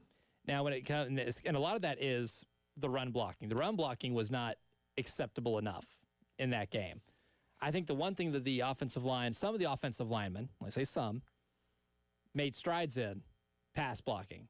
Because the one thing I do like about PFF is they do kind of divvy out where the grades come from. Trevon Ball had a pass block grade of 85 on all It's very positive. pass blocks. Very positive. That's growth. Because I don't know if he had an 85 at any point in his career so far up until now. Casey Henry was at an 80. You had 2 guys, 2 offensive linemen on the right side of the offensive line that were over 80. But the left side of the offensive line needs some help. Josiah Thompson was at 69 in terms of grade. Rodney Newsom was 25.5, and PFF gave Marquis Anderson a 0. Yeah. And if we're doing grade books, we can't. Some of you teachers out there might be complaining about the no zeros policies in your grade books. Well, PFF does not have that. They don't have that. They gave him a 0, which is alarming. Also alarming is Rodney Newsom, because if you're a 5th-year, 6th-year guy, whatever, check his birth certificate, you need to be playing better first game. Yeah. You don't have the excuse of there being jitters or things of that nature. Need to be a little further along. We'll get a little further along as well as the early game continues.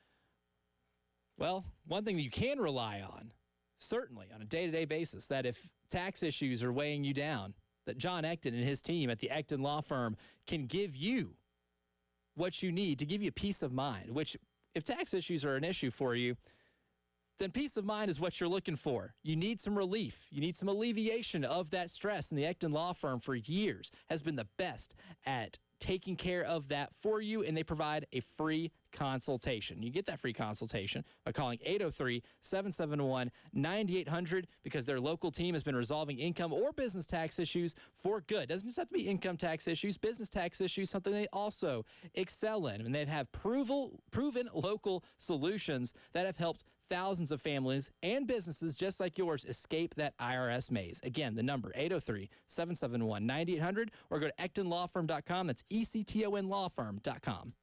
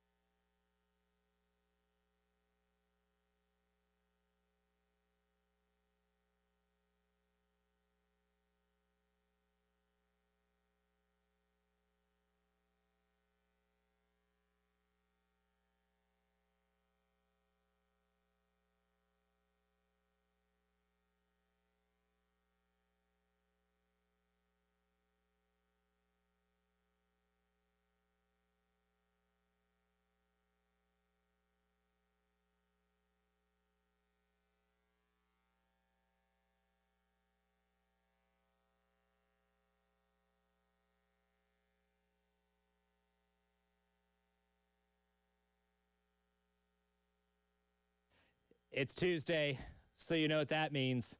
It's Team Crush Tuesday. Now we have an entire slate. Mine last week was Hawaii. for a multitude of reasons. A kicker who learned how to kick on YouTube, kicks a game-winning field goal, and is more nervous about speaking English in the press conference afterwards than he was for the game-winning field goal attempt. There's a lot to love about Hawaii. There's a lot to love about other teams in the world of college football, too. Preston Thorne, your Team Crush Tuesday. If you have one as well, feel free. Text in or call in, 803-404-6100. He's grizzled. He rides a motorcycle. He has a beautiful head of hair. I think he's a cowboy. Man of my dreams. The Utes. Kyle Winningham. Your guy. That's your guy. He's back. Went and got a new offensive coordinator. Got a new offense. Got a new quarterback. Got a new Q quarterback. Awesome on Saturday night. We are cooking. Those are my guys, man. I love watching Utah play. It was one of my staples when they were playing, Pac-12 after midnight or whatever the case was. I would always be watching them. They just play my style of ball. But last week, they had 500 yards of total offense, 14 of 16 on third downs, and most importantly, no turnovers. You want to talk about first and second down efficiency? A stat I heard that was eye-popping, or ear-popping because I heard it, didn't see it. You want to know how many of those 16 third downs were from 3 yards or less? 14 of them. They were 14 of 16 on third down. My God. Because they didn't have to travel far to get them. That's how you're 14 of 16 on third down. Listen, man, that's my guy. I just love the brand of football. Listen, you play the Utes, you're going to come out there beat up and bruised. They might lose, but you're going to know you was in a fight. If you beat them, you're going to feel beating them for weeks on after. Yeah, and that's the style of football that they've always played. They had a down year last year, but I just was peeking around the corner. I saw him. I said, "Oh, look at my Utes. Look We're at the back, Utes. baby." I want to keep it in the artist formerly known as the Pac-12. Okay. Not the Frankenstein corpse of the Pac-12 we have right now that we're going to get next year. Oregon. You know why? Yes, they blew out Montana State in what was otherwise a very dull game, but there was one play in particular that tells me that Dan Lanning's a better coach than I think than we all give him credit for, and we give him credit for being a really good coach. There was a play where on a screen, a wide receiver caught the screen and scores, but when you watch the play, one of the blocking wide receivers carries a Montana State defender, pushes him about 15 yards, and then into the end zone, and then plants him in the end zone. Well, when the receiver scored after the touchdown, instead of, spiking the ball and doing what other players do, he goes over to the guy that's blocking the guy into the end zone and is dapping him up, and he's, talking trash to the player he blocked. That's correct. There is a blocking culture at Oregon that I find to be incredibly admirable, and that is, I think, a product of good coaching. Yeah. Great coaching. Yeah, when your wide receivers want to block, like I said, no blocky, no rocky. And you don't block, you don't get the ball, man. That's the thing that you have to instill in those guys early because they all want the ball. They all want to make the plays. But when you get a wide receiver that's excited about pancaking somebody 10 yards deep in the end zone. And the guy who scored being more excited about that? Yeah, that's exciting. That's exciting. Can I tell you somebody else I've got my eyes on? Ooh, yes. I have a type. You do have a type. I have a type. And my type is run the ball. Oh, Georgia Tech. Georgia Tech. And they ran the ball all over the place. Haynes King. Dude, the funniest thing about Haynes King is a tweet I saw during that game. He goes, I don't know if Haynes King is a good quarterback, but I do know that Bleeper is a dog. He is a dog. I'd run through a wall for that guy. That guy puts his body on the line in late game situations so frequently. He's got that dog in him. 156 yards rushing. We don't do that with quarterbacks very often anymore, but you just know he's going to line up and run the ball. Brett Key, got my eye on you. And before we get out of this, breaking into the third hour of the show, Team Crush Tuesday, Purdue.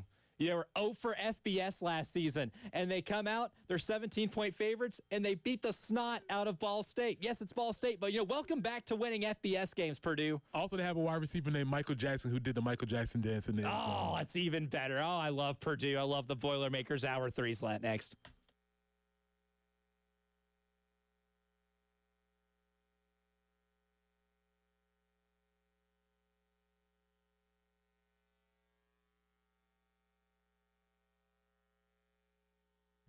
Football is back, and Underdog is the best place to make picks and win money all season long, and you can play right now in South Carolina. So get your picks right, and you can win up to 5,000 times your cash.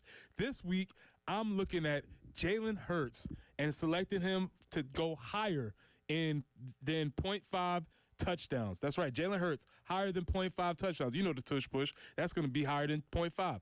Download the app today and sign up with promo code EARLYGAME to score $50 in bonus funds when you play your first $5. That's promo code EARLYGAME. Millions of fans have already won billions making picks on underdogs. Will you be next? Underdog. Make picks, win money. Must be 18 plus and present in South Carolina. Terms apply. See assets.underdogfantasy.com/web/play and get terms _DFS_.html for details. Concerned with your play? Call 1-800-GAMBLER or visit www.ncpgambling.org.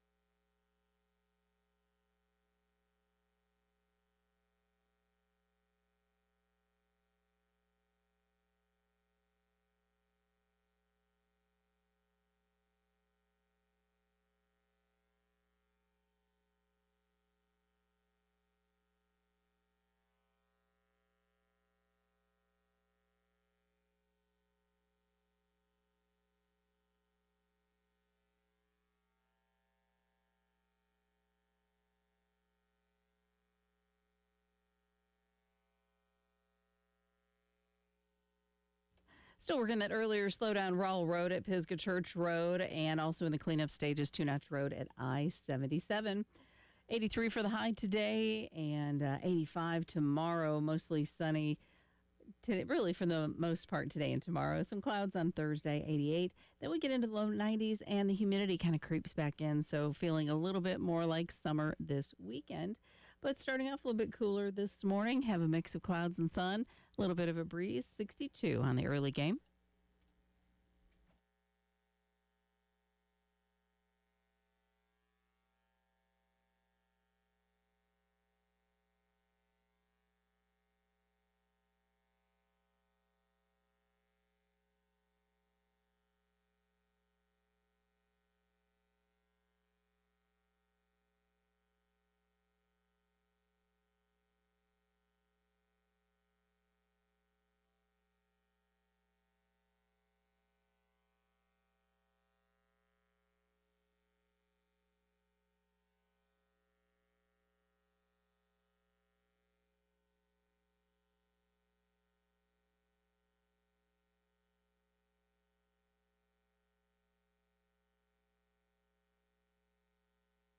Hour number 3 of the early game starts right now. I'm Elijah Campbell. He's Preston Thorne. She's Jen Jensen. And today we get to debut a segment. Oh, to start my favorite. The third hour of the show. My favorite. Oh, we get to debut a segment. We'll do that right now. Message Board Mayhem is next, and Jordan Kay from the State's going to join us at 8:30 to discuss his thoughts on South Carolina's 24-11 win over Virginia Tech. But without further ado, it's time to get on the line So this segment was inspired by the coach that we all had, the coach that has one solution to the problems that you have in practice, and its only solution is to get on the line. And so this is our coach. This is for our inspiration right here. Man, hey, let's just go and get on the line right now, man. My patience is running thin. You're all running out of time. You was late to my practice, sir? Everybody on the line. Come on. That's right. Everybody on the line. You are welcome to call in. 803-404-6100. You can give us a text. You can shoot us a text. We're going to nominate people that we need to get on the line because, yes, we did win the game, but some people still need to get on the line. And so we're going to do this. We have inspirations from the past, from great segments like Jacked Up, and we will be getting people on the line. Elijah, I'd like to go first. Oh, let's do it. You had 7 tackles. You had 1 sack, 5 pressures, 1 TFL. But Dylan Stewart, you jumped off sides once. You lined up off sides twice. Dylan Stewart, get on the line. Oh, man, as good as he was, 3 times, 3 offside Can't penalties. do that. And here's the more frustrating thing. 2 of them were just lining up offside. Can't do it. 1, he jumped. Come on, son. We could live with 1. Come on, son. Look at the ball. Back up. You can't have that. Got to eliminate that moving forward. 1 for mine, and this is one of my just biggest offensive pet peeves that any team does. It's when there's a timeout, a TV timeout, and you come out of the TV timeout and you have a delay of game penalty. That did happen in the second quarter of the game yesterday or Sunday. A TV timeout, get up on the line of scrimmage. I know you're trying to audible thing. You got things that are going on in the backfield. You got to get a play off. Mike Shula, Mike Furry, Lonnie Teasley, Sean Elliott, get on the line. Got to be better at that. Got to be better at that, man. We that. cannot have that. That could be potentially a killer. I'm going to be honest with you. When Marcus Satterfield did that after the kickoff, that's when I got him out of here in my brain. That was the straw that broke the camel's back for Preston Thorne. So everything is good right now, but we cannot have mistakes like that. I'm going to take mine a little bit further. Yes, you went 9-3 last year. Yes, you had a Heisman Trophy candidate. Yes, you were well exceeded my expectations. You proved me wrong in a lot of cases. But Deion Sanders, final drive, time running out. Oh, my God. And you keep atrocious. 2 timeouts in your pocket. Deion Sanders, get on the line. Somebody tell him you can't take those home with you. You know you can't use those timeouts the next game, right? He was going to bonus them. Carry over. Yeah, it's not roll over timeouts. Like how some people have like PTO that you can roll over into next year. If you're lucky enough, your employer will allow you to take the paid time off that you have and just use it next year. That's not how that works. The clock management there, and I'm so excited to be able to use clock management examples for 50 ways to lose a football game because we can miss one week, like this week, but we'll get opportunities to use them later because college football coaches, I don't know what it is. Some of them are some of the smartest people you talk to when it comes to breaking down football and understanding the game, and all of them have that ability. But once it comes to managing the clock, there is some malfunctioning that goes on there. It's where maybe playing Madden probably helps you out a little bit. Yeah, Madden is the ultimate tester in trying to figure out clock management. When do I take a timeout? Can I score? In Madden, it's not necessarily the middle 8, but it's like the middle 2. I need to score before half. If I get the ball back, it's another extra possession. All that stuff you learn when you play in Madden. Some folks need to take some notes. And then, of course, we alluded to this earlier. Alabama's defense. Ooh. This is a unit that has NFL talent littered all over it. And when Dan Orlovsky went back and watched the All-22, he counted 21 loafs. They were 1 loaf away from having an All-22 loaf tape. And that's effort stuff. And a lot of that's coaching. That's effort. It's coaching.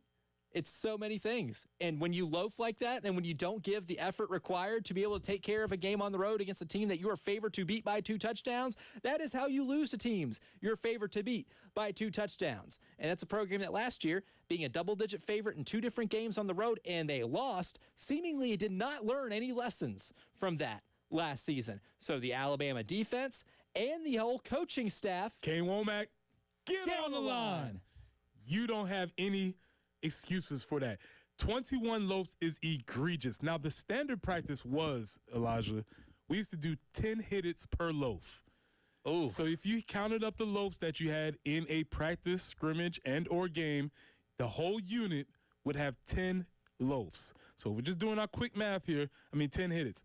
That's 210 hits that the defense would have to be. So we get, you might hear those three words. Anybody that played football, the famous words you ever hear a coach say, get them chopping. And you get them chopping, and you got to do the hits. And what is a hit it? It's an up-down. Or we've refashioned them as burpees for the CrossFit community. Yes. Not cool. Something I will never do for again in my life. That is a fact. They need all of them. They deserve all of them because 21 loafs, it's not about talent. That's something that you can control. You can That's control the most controllable thing on a football field. You can control how hard you play. We're not talking about playing with extra effort. We're just talking about with actually playing with effort. And one of the things that I thought was so sustainable and so made me so optimistic about watching the Gamecocks play, you saw 11 dudes run into the ball. You saw multiple people on tackles. You saw effort. They weren't good. They weren't good all the time. They didn't execute all the time. But as long as we have effort, we can work on our execution. But if you don't have effort, now we have to go back, and at the University of Alabama, we have to spend time in practice talking about effort. That's ridiculous. It's like if you go to college and now you have to talk about, hey, we can't do any of your advanced work because we still have to work on addition and subtraction. This stuff is supposed to be handled. You're supposed to walk in the door with your effort. They did not. And quite honestly, if you can't do that, the season looks bleak. And that's not something that just turns on. You don't, there's no gimmick that you can just say, all right, guys, we're going to be playing with effort this week. My effort, you remember last year they had the same conversation. We're not doing things, you got to go touch the sign. If you fumbled the ball, you got to go touch the sign. Obviously, that's not working. Something is amiss in that program. That is something, so everybody from the top, Kane Womack, all 11, 22, anybody that played in that game, you got to get on the line. One that I have, too, I know we've picked on Alabama a lot, but I'll keep it in the SEC, Texas A&M. Now, they had UTSA to start the season. The Roadrunners, meet. Good football team. That was my underdog pick. That was your underdog pick, and it was a sneaky good one because that was a game for 3 quarters. But what's the one thing that Texas A&M had as an advantage when we were talking at SEC Media Days and previewing the season? That's a team that maybe a lot of people believe had the strongest line of scrimmage in the SEC. I would have said Alabama was going into the season, but Texas A&M is very good. That's their strength, is winning at the line of scrimmage. So when it comes to running the ball and stopping the run, the Aggies should be pretty good, especially when you play a group of 6 opponent at home to start the season. Well, through 3 quarters, they got dominated, and it was embarrassing. At one point, I think it was like 135-32 at one point in the game. Now, Texas A&M finally decided to run the ball a little better in the fourth quarter, but the total of rushing yards in the game, UTSA ran for 203. They ran for 203 yards. The Roadrunners meeped all the way up and down that field. Told you. 203 to Texas A&M's 110. A&M salvage getting outrushed by 100 in the game. But Marcel Reed was their leading rusher, the quarterback. Not any of the 3 running backs that were 4 or 5-star players coming out of high school and that have been at A&M forever. Le'Veon Moss has been at Texas A&M seemingly forever. Reuben Owens has been at Texas A&M seemingly forever. But the fact that they only ran for 110 compared to UTSA's 203, and you're supposed to be one of the best blocking units in football and one of the best defensive line units in the SEC, get on the line. Get out of here with that. 803-404-6100. When you hear those sounds, when you start talking about getting on the line, you can nominate teams, players. We love coaches. Whoever needs to get on the line, get on the line. Oh, here's a good one, too. This one is from Trey on the Firehouse Subs text line. Missing Clemson's run game. Because then he says in a couple of weeks, Haynes King is lurking. Going into the season, you have to replace Phil Maffa, a really good running back, and you do so by converting a wide receiver to be your leading, I guess, your main ball carrier. Yes, they did have an injury before the season started from one of the players that they recruited to be a running back. But you're Clemson. You're even in a Power 4 team. You should have enough running backs to where you don't have to convert a wide receiver. Now, yes, Adam Randall's run at for their one touchdown of the game was a mean, angry run. But you know what? You need to maybe have more than one of those in a game. Clemson as a team rushed the ball 20 times, had 31 yards. Their leading rusher was Adam Randall, the aforementioned wide receiver, carried the ball 5 times for 16 yards. Their longest run of the game was 7 yards. So an inability to get a running back on the roster who you can hand the ball off to and establish some type of run game, whoever came up with the roster and formulated it, get on the line. That's you, C.J. Spiller. C.J. Spiller, get on the line. Garrett Riley, get on the line. Y'all are not doing what you think you're supposed to be doing up there, and you tried to sell a bill of goods that maybe not cashing. Something to definitely keep an eye on as the season goes along. Yeah, that is absolutely great pick, great texter. You get the bit. Please text us in anybody else that you need to get on the line. J-Bo texts in, says, review official reviewing what a catch is. He says, get your you-know-what on the line, son. So, replay review across America. Get on the line. We all know what a catch is. Why does it have to be this difficult? And I really hope we don't have to have this discussion later on in the season. But if we have it on multiple occurrences in week 1, I have a really bad feeling we're going to be continuing to talk about what is and is not a catch. Reg on the text line says, high of 84 today, hottest day of the week. Saturday equals Saturday at 94. The first extremely hot day in a while happens to be on the same day when half the town wants to be outside. SMH. The weather can get on the line. That's right, son. What are you doing? You've been good to us for the past 2 weeks, and now you want to be hot? At one point every summer, at the very end of summer, fall, you get the pump fake. Yep.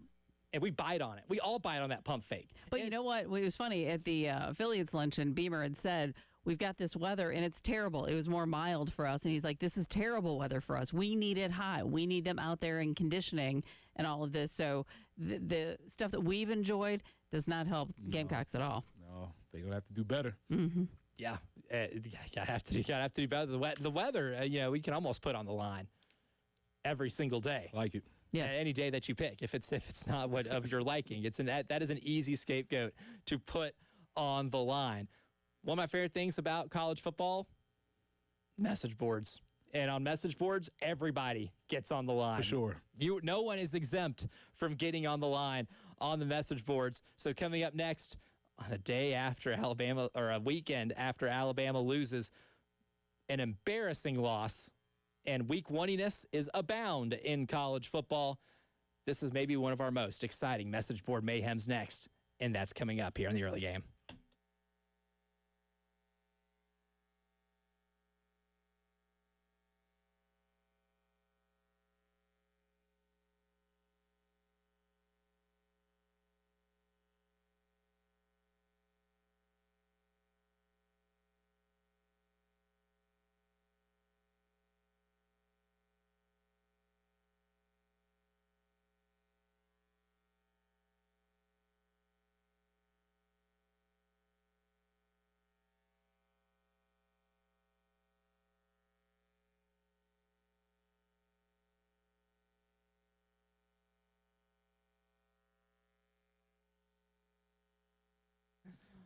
Well, I'm never putting Mid-State Roofing on the line because for nearly 30 years, they've avoided having to get on the line because for nearly 30 years, they've been a leader, something some teams in college football are certainly lacking, in the roofing and waterproofing industry. And that proven history is the perfect assurance that their professionals will give you that proper advice, the service, and most importantly, the results to the very specific needs of your facility. And it doesn't matter if it's high-rise or hospitals or manufacturing to industrial, they design and install those bonded systems with that protective guarantee, capital G, that will keep your operation dry and running long into the future. And one reason I'm never going to put them on the line, too, is because I can call Mid-State Roofing after hours if I have a need that's pretty urgent, and they'll have an on-call technician.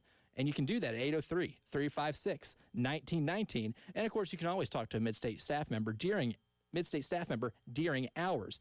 And, of course, you can hit him up online, too, midstateroofing.com. If you have a leak, let Midstate Roofing take a peek.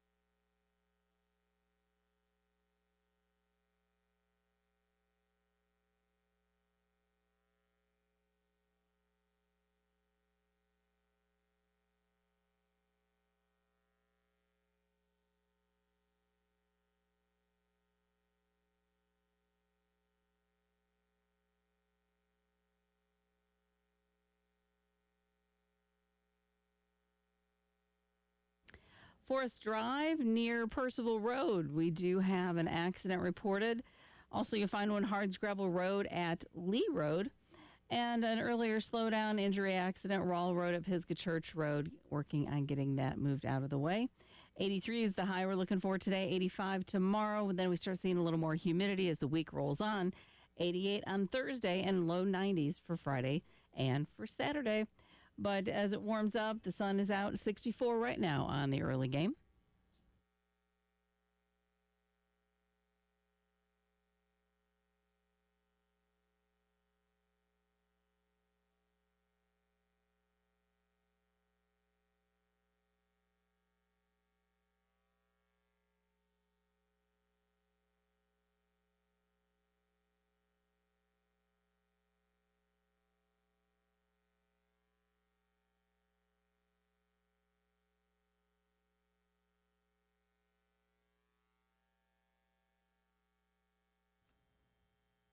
Ah, yes. Message board mayhem. And when teams lose the opening game of the season, it is ripe for those things to be popping. We don't even know where. There's so much good stuff. Don't know where to start. I'll go with maybe one of the more recent ones because Monday night, Notre Dame lost their season opener to Miami in a top 10 matchup. start the year on the road with a true freshman starting quarterback. I still thought Notre Dame would win. They didn't, but it's not the most surprising thing in the world. Well, according to some Notre Dame fans, got to fire everybody. You said Notre Dame? Notre Dame. Okay. Yeah, the team that just went to the national championship game last year. Because they lost one game to Miami. Okay. I'm listening. You have my attention, sir. What's up? So here's the headline of one of them. Coaching staff just isn't good. If Ash makes the end of the year, then that's on Freeman. Ash being the defensive coordinator for Notre Dame. Another one. Ash sucks and Denbrock is something I can't say on air. One person says, that loss is on Denbrock, who's the offensive coordinator for Notre Dame. Absolutely putrid performance by our overpaid OC. The second and 2 screen interceptions sealed the deal. Now, that was an interception where it deflected off 3 different players and maybe one of the more flukier interceptions you'll ever see, even though Miami did a really good job blowing the play up. Please don't tell me about what a mastermind that idiot is. The score was 27-24, correct? Correct. Going into the fourth quarter, as I'm looking, in which Notre Dame came back, scored 17 points in the fourth quarter. Spoiled fan base. Spoiled. Yeah, historically spoiled. Spoiled from, and this is another thing, spoiled from what? Hey, you know you have not been great until very recently. Like, you've been, your expectations are higher than what you probably deserve. Yeah. What's that, a high life budget, champagne lifestyle or something like that? Yeah, something like that, along yeah. those lines. Like, come on, man. That's interesting. And listen, do what you want to do. Overreact. That's great. But this one's interesting. Especially considering what happened to them last year. They lost to Northern Illinois at home. Right. In the second week of the season. And, oh, by the way, what did they do at the end of the season? Make it to the national championship game. I don't know. They only beat Indiana in the first round of the college football playoff, beat Georgia in New Orleans in the quarterfinal, beat Penn State in the semifinal. Now, maybe there are some nitpicky things about the OC. Maybe he didn't run the ball enough, run the ball with the two of the better running backs in the nation. Maybe they could have leaned on that a little bit more throughout the game. Yeah, you could say with the freshman quarterback. That's realistic, but that feels harsh. But fire away. Go ahead. Fire away. Yeah, that's what this segment is for. Is for firing everybody. Now, of course, the Alabama stuff. Okay. Message board geniuses tweets this one out. Head coach hot board version 1.0. An Alabama fan on BamaOnline.com says hire Brent Key. Yeah, run the ball, win a game. He's looking impressive. He does early in the seasons. That'd be interesting. Okay, so we got Brent Key for number 1. We got anybody else? Because I saw a rumor. I saw one recommendation for the season already, and that's leaving Kane Womack in Florida. It says, leave defensive coordinator in Florida. Tell him to walk home. That was pathetic. The team is weak and can't stop the run with that scheme. It was pathetic. It was pathetic. And I don't know if it was the scheme that was necessarily pathetic. I think it was an effort thing, which also does fall on the coach. And he's responsible for both of them. So he's responsible for your effort and execution. And yes, I think that qualifies as pathetic, especially when you're looking at Alabama standards. But you haven't hit the rumor that I heard or saw or read. Please tell me it was John Gruden. Yes. We'll never learn. Societally, we will never learn. What about John Gruden? He's been sniffing around. He's sniffing around. I tell you what, man, I really want to coach Alabama. I tell you what. Yeah, I was just an average NFL coach, but I haven't had a winning season since 2004, man. But I want to coach Alabama, the Crimson Tide. Pay attention. Got me feeling nicey. Are there any other coaches with the gravitas to take? Who else would get them excited? Well, that's the thing when you're a spoiled franchise. Anyone not named Nick Saban's not going to get you excited. And guess what, Rick Pitino? Nick Saban is not walking through that door. He is absolutely not walking through that door. And for Alabama fans, I think that's kind of the problem. Last night, we also had a fire everybody for North Carolina. I'm on board. What's up? That should have been a never hire everyone.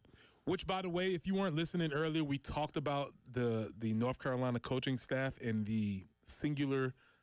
It's not a tree; it's just a stick because there are no branches from the coaching tree. Bill Belichick, head coach. Steve Belichick, defensive coordinator. Brian Belichick, safeties coach. But if you thought that's where it was over, because Mike Lombardi, GM, quarterbacks coach, Mike Lombardi's son. So they seem to have done wide searches for their staff and just landed on who I'm assuming they thought were the best possible candidates. This is a football coaching staff or a daycare?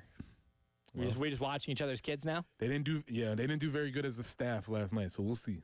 Yeah. Well, when you give up 500 plus yards of total offense and only put up 222 yourself, get more than double your yardage total put up on you at home in a game you had all summer to prepare for. A TCU team that, mind you, brought back a lot of players. This isn't even like what South Carolina had to do with Virginia Tech, where you got to look at an entire new offensive line when the individuals all came from different schools. Same with the defensive line. Same with the wide receiving group. Oh, and yeah, one of the wide receivers for Virginia Tech, too, didn't even play wide receiver at Tennessee, and he barely even played running back, which is the position he went to Tennessee for. And, they have 2 different coordinators as well. That's not the case at TCU. You had all of that time to prepare for maybe one of the logistically easier teams to prepare for in TCU because there just wasn't as much change as other teams in college football, and you still looked completely unprepared for that game. But on Tar Heel 24/7, someone says, shut down the program, holy hell. Another one says the program is a joke, no matter who the head coach is.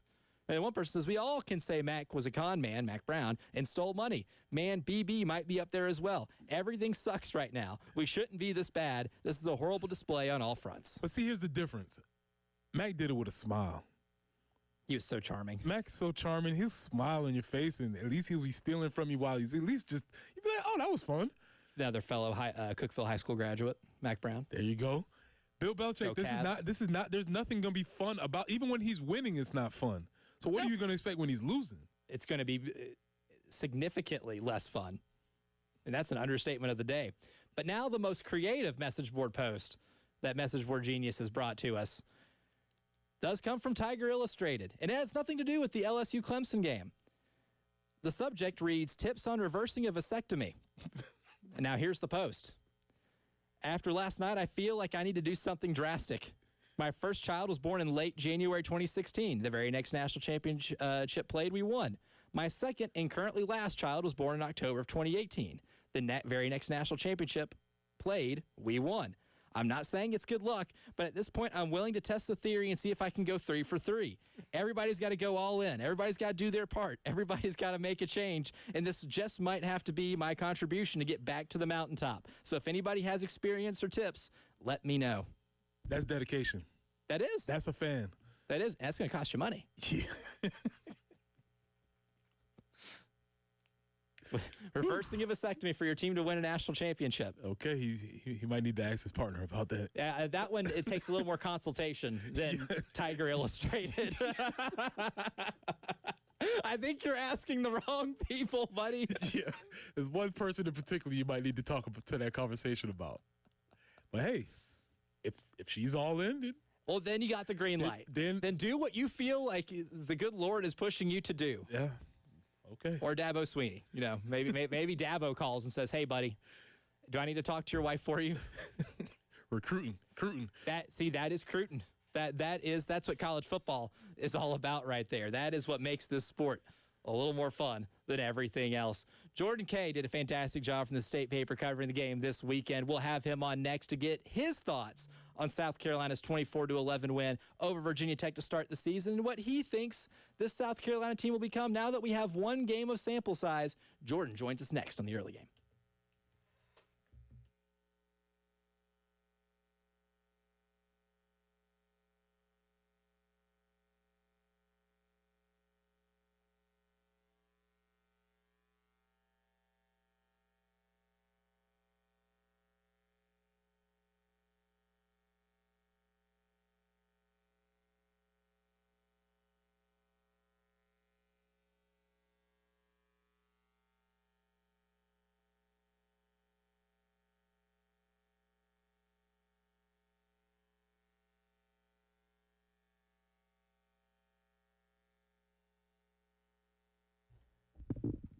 Hey, y'all, it's Preston here for our folks at Integrated Media. We've been trying to tell you all along that you needed to have yourself ready, but now is the time. Call Call the folks at Integrated Media. Get your outdoor setup ready with Samsung Terrace TVs that are waterproof or Sonos outdoor speakers for TV and music, Wi-Fi that works indoors and outdoors, or my personal favorite, controlling all your devices from just one remote. That's right, you can control all your devices, your phone, your laptop, your tablet, your TV, all from one remote. And you can have the Wi-Fi so that nothing lags, and you can see maybe Bill Belichick get beat by an ungodly amount of points at one time. From home theater setup to adjusting your thermostat, monitoring your security systems from your cell phone, call Nathan and Michael at 803-948-8327. That's 803-948-8327. Or you can reach them online at integratedmediainc.com.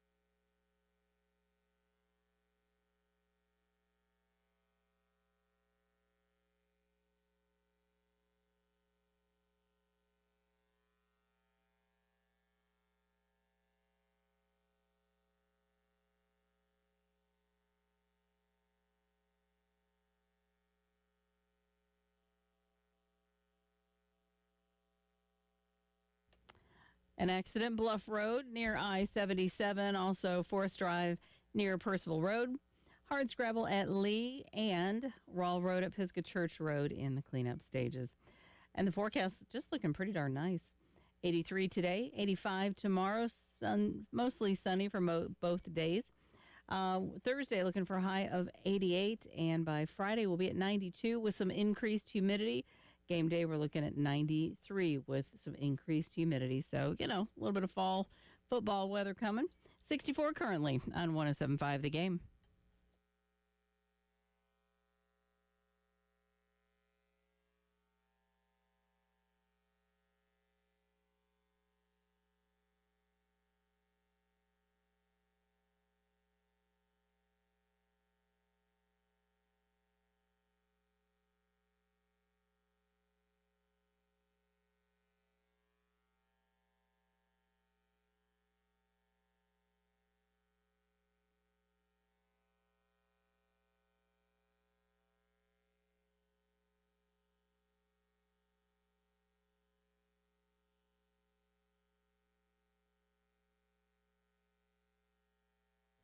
South Carolina wins the season opener 24-11 over Virginia Tech in Atlanta.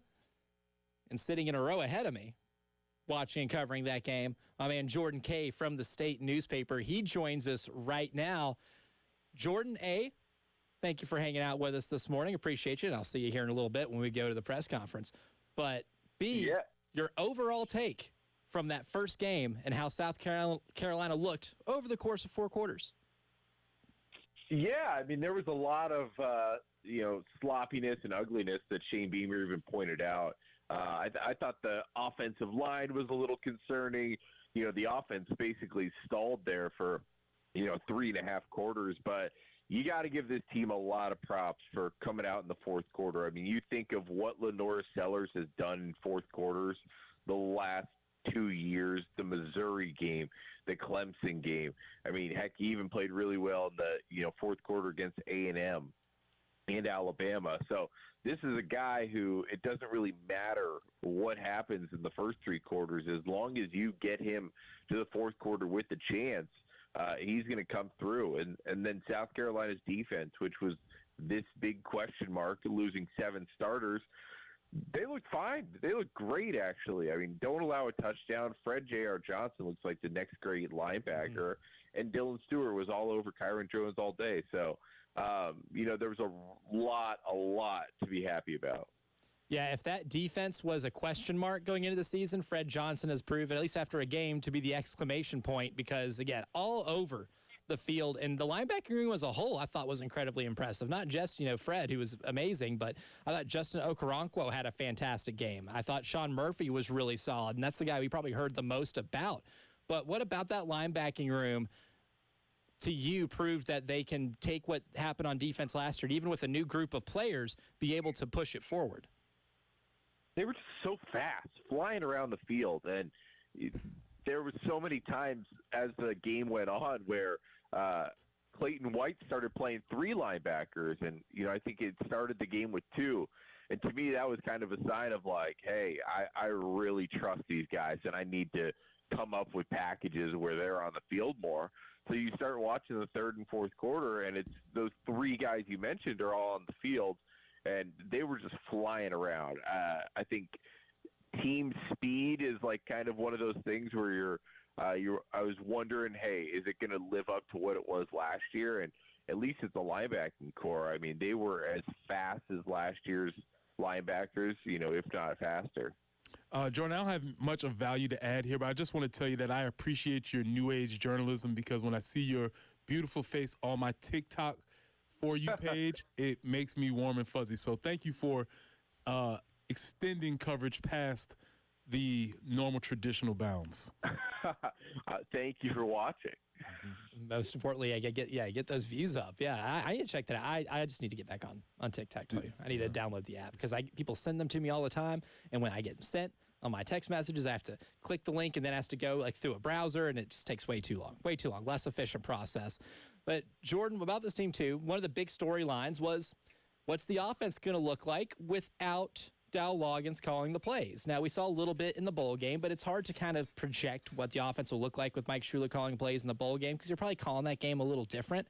But now that we have a regular season game of data underneath our belt, how would you kind of grade out Mike Shula in terms of play calling and just how the offense looked on Sunday? I don't know. I think it's still a little too early because you look at kind of how he called the game, and it was, I just don't feel like they ever got into a rhythm. And so it's kind of hard to be like, oh, this is how he's going to call a game because it's like they didn't sustain too many drives. I think he's a guy, and receivers were dropping passes and they were missing on balls. It was kind of a hard one to be like, hey, this is Mike Shula's philosophy now. I think the one thing I'd like to see from is, man, he was not afraid to dial up Lenora Sellers' designed runs on 3rd and 4th downs. You look at that first drive, he had 2 of them, including the touchdown on 3rd downs. When they needed to seal a game late, hey, he keeps calling Lenora Sellers' number. The 3rd down, Lenora Sellers gets out of bounds. The 4th down, he gets 6 yards to basically put them in victory formation. So it was interesting that, hey, when push came to shove and they needed a first down, move the chains, give it to Lenoris. I feel like he got away from that a little bit in the second and third quarter, but when the game was really on the line, he was putting it in his best player's hands. And when it comes to the running game, too, obviously all offseason, one of the biggest storylines was just the eligibility of Rasul Faison. Well, he gets cleared 6 days before the season starts. Oscar Attaway carries at 14. Rasul Faison carries at 7. No other running back had a carry in the game. What do you kind of expect the running back distribution to be as the season goes along? Do you think the 7 carries for Rasul is more of just a byproduct of the uncertainty they had to deal with coming up into this game?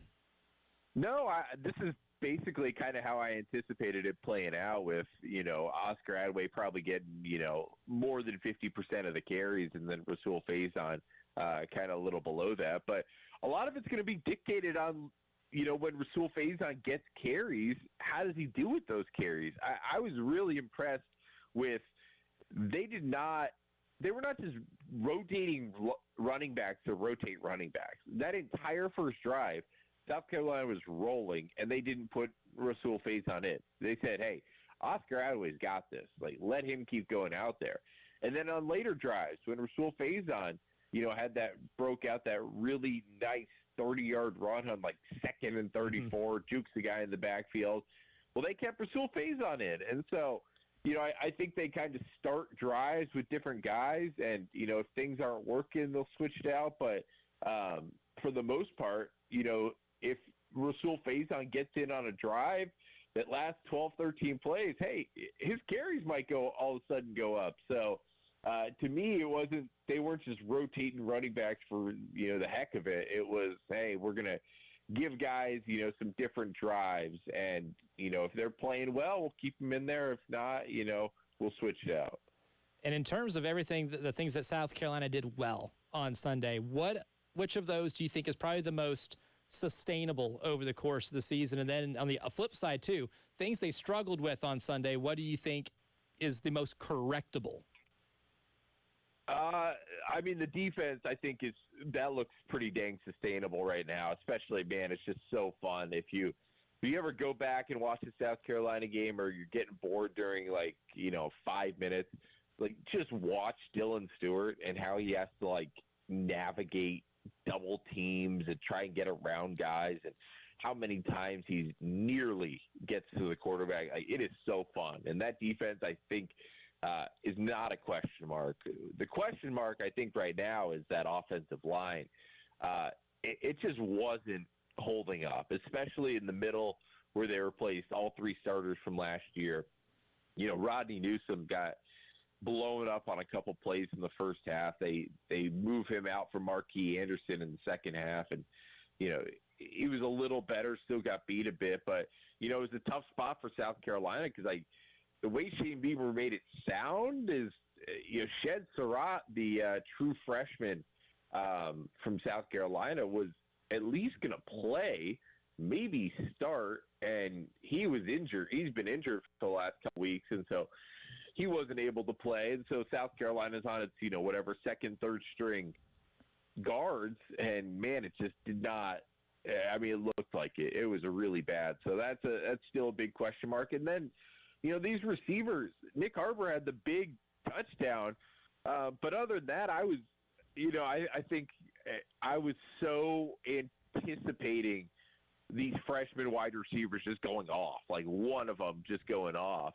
And it didn't happen, and that's fine. This is the first game. These guys just need to get the understand the game speeds and stuff, and I expect that's going to change, especially as they get a little bit of a get-right game against South Carolina State. But so I think that question mark kind of can go away. The offensive line's the one where there seems to be some real trouble. Jordan Kay from the state. Jordan, thanks again for coming on. I'll see you here in a couple hours. See you on TikTok, Jordan. Appreciate you guys. Thanks, guys. Have a good one. Good stuff. Jordan's a winner. We'll give you our winners for today's show coming up next.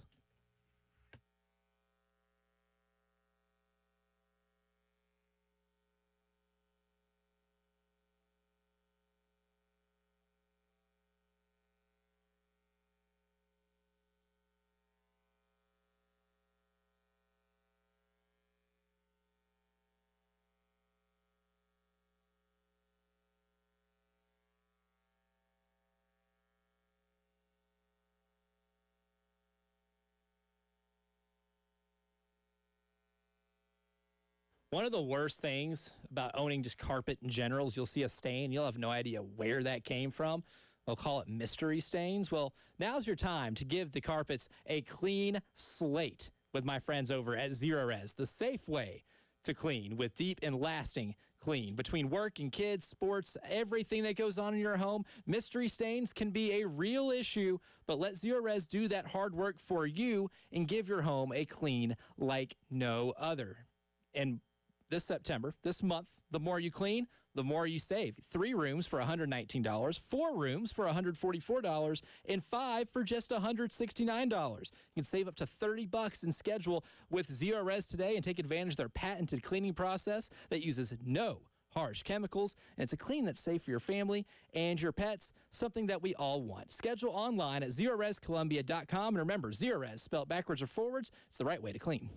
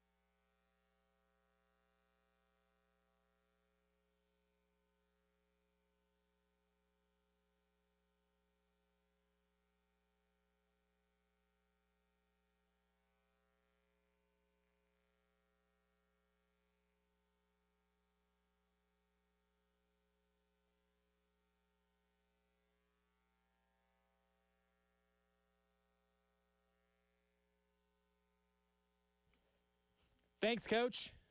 We're going to give you some winners. Our winners for today's show. And you know what? I can't think of a better way to start than TCU. Ooh. Because we get to pile on North Carolina because they're the ones who decided to hire Bill Belichick. They were the story going into it. That entire pregame show for ESPN was talking about Bill Belichick's genius. They brought Teddy Bruschi onto the set. Talk about how much he loved playing for Coach Belichick. They brought Randy Moss. Talk about how that was the best years of your career under Bill Belichick.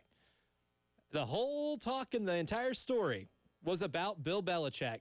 But TCU said, hey, buddy, we play football too. And they play football pretty well. And they play in a conference where everybody's pretty good. Pretty good. So I have to give a winner to TCU because while it's fun to pile on the popular story, and we like piling on more than we like giving credit when it's due, somebody's got to give some credit to the TCU Horned Frogs for what they did last night. Building on that, I'm going to say college football winner. Oh, huge because winner. you took the NFL legend and stuffed him in a locker, and we had to have that happen.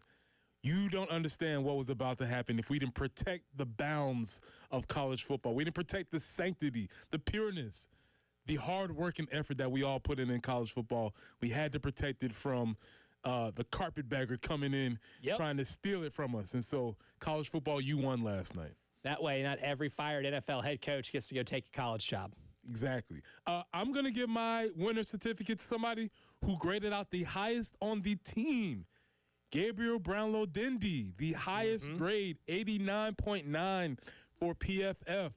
Answering one of the big questions that we had, who's going to play defensive line? Well, Gabriel stepped it up. We'll see if he continues for the rest of the year. Who knows? But that's an excellent way to start. And what's most important about that, not a lot in the statistical categories. Yes.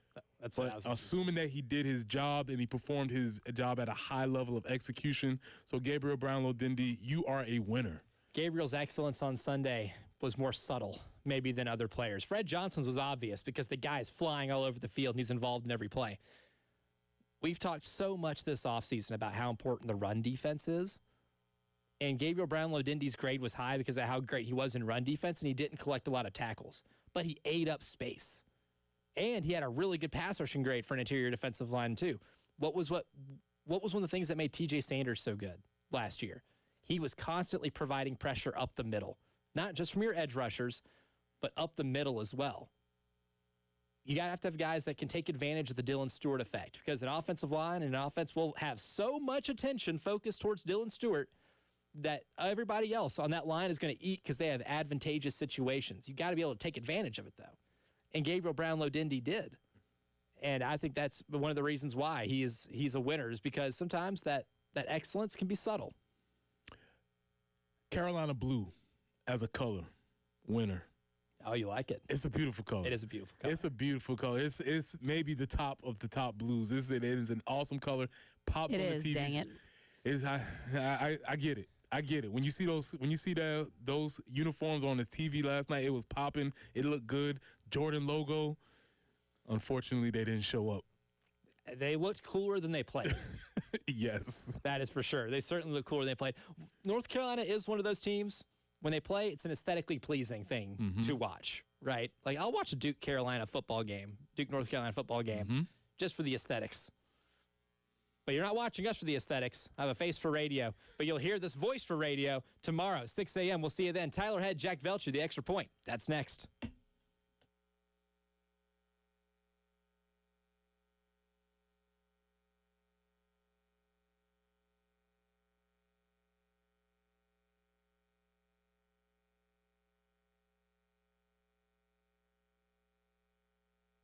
Man, watching all of this football this weekend was so much fun, but I think it could have been more fun if I went over to Pro Swing and got to play golf in between commercial breaks. They got TVs over there, too. They have games on all the time, but you can also utilize those Golf Zone simulators, which is one of the coolest things. If you've never seen it, you absolutely have to go check it out because of, A, the accuracy of it, all the courses you get to play on, and getting to see the replay of your swing and finding out just different data points about how you're hitting the ball, how far you hit the ball, everything like that. It does a fantastic job of that. It's one thing you just have to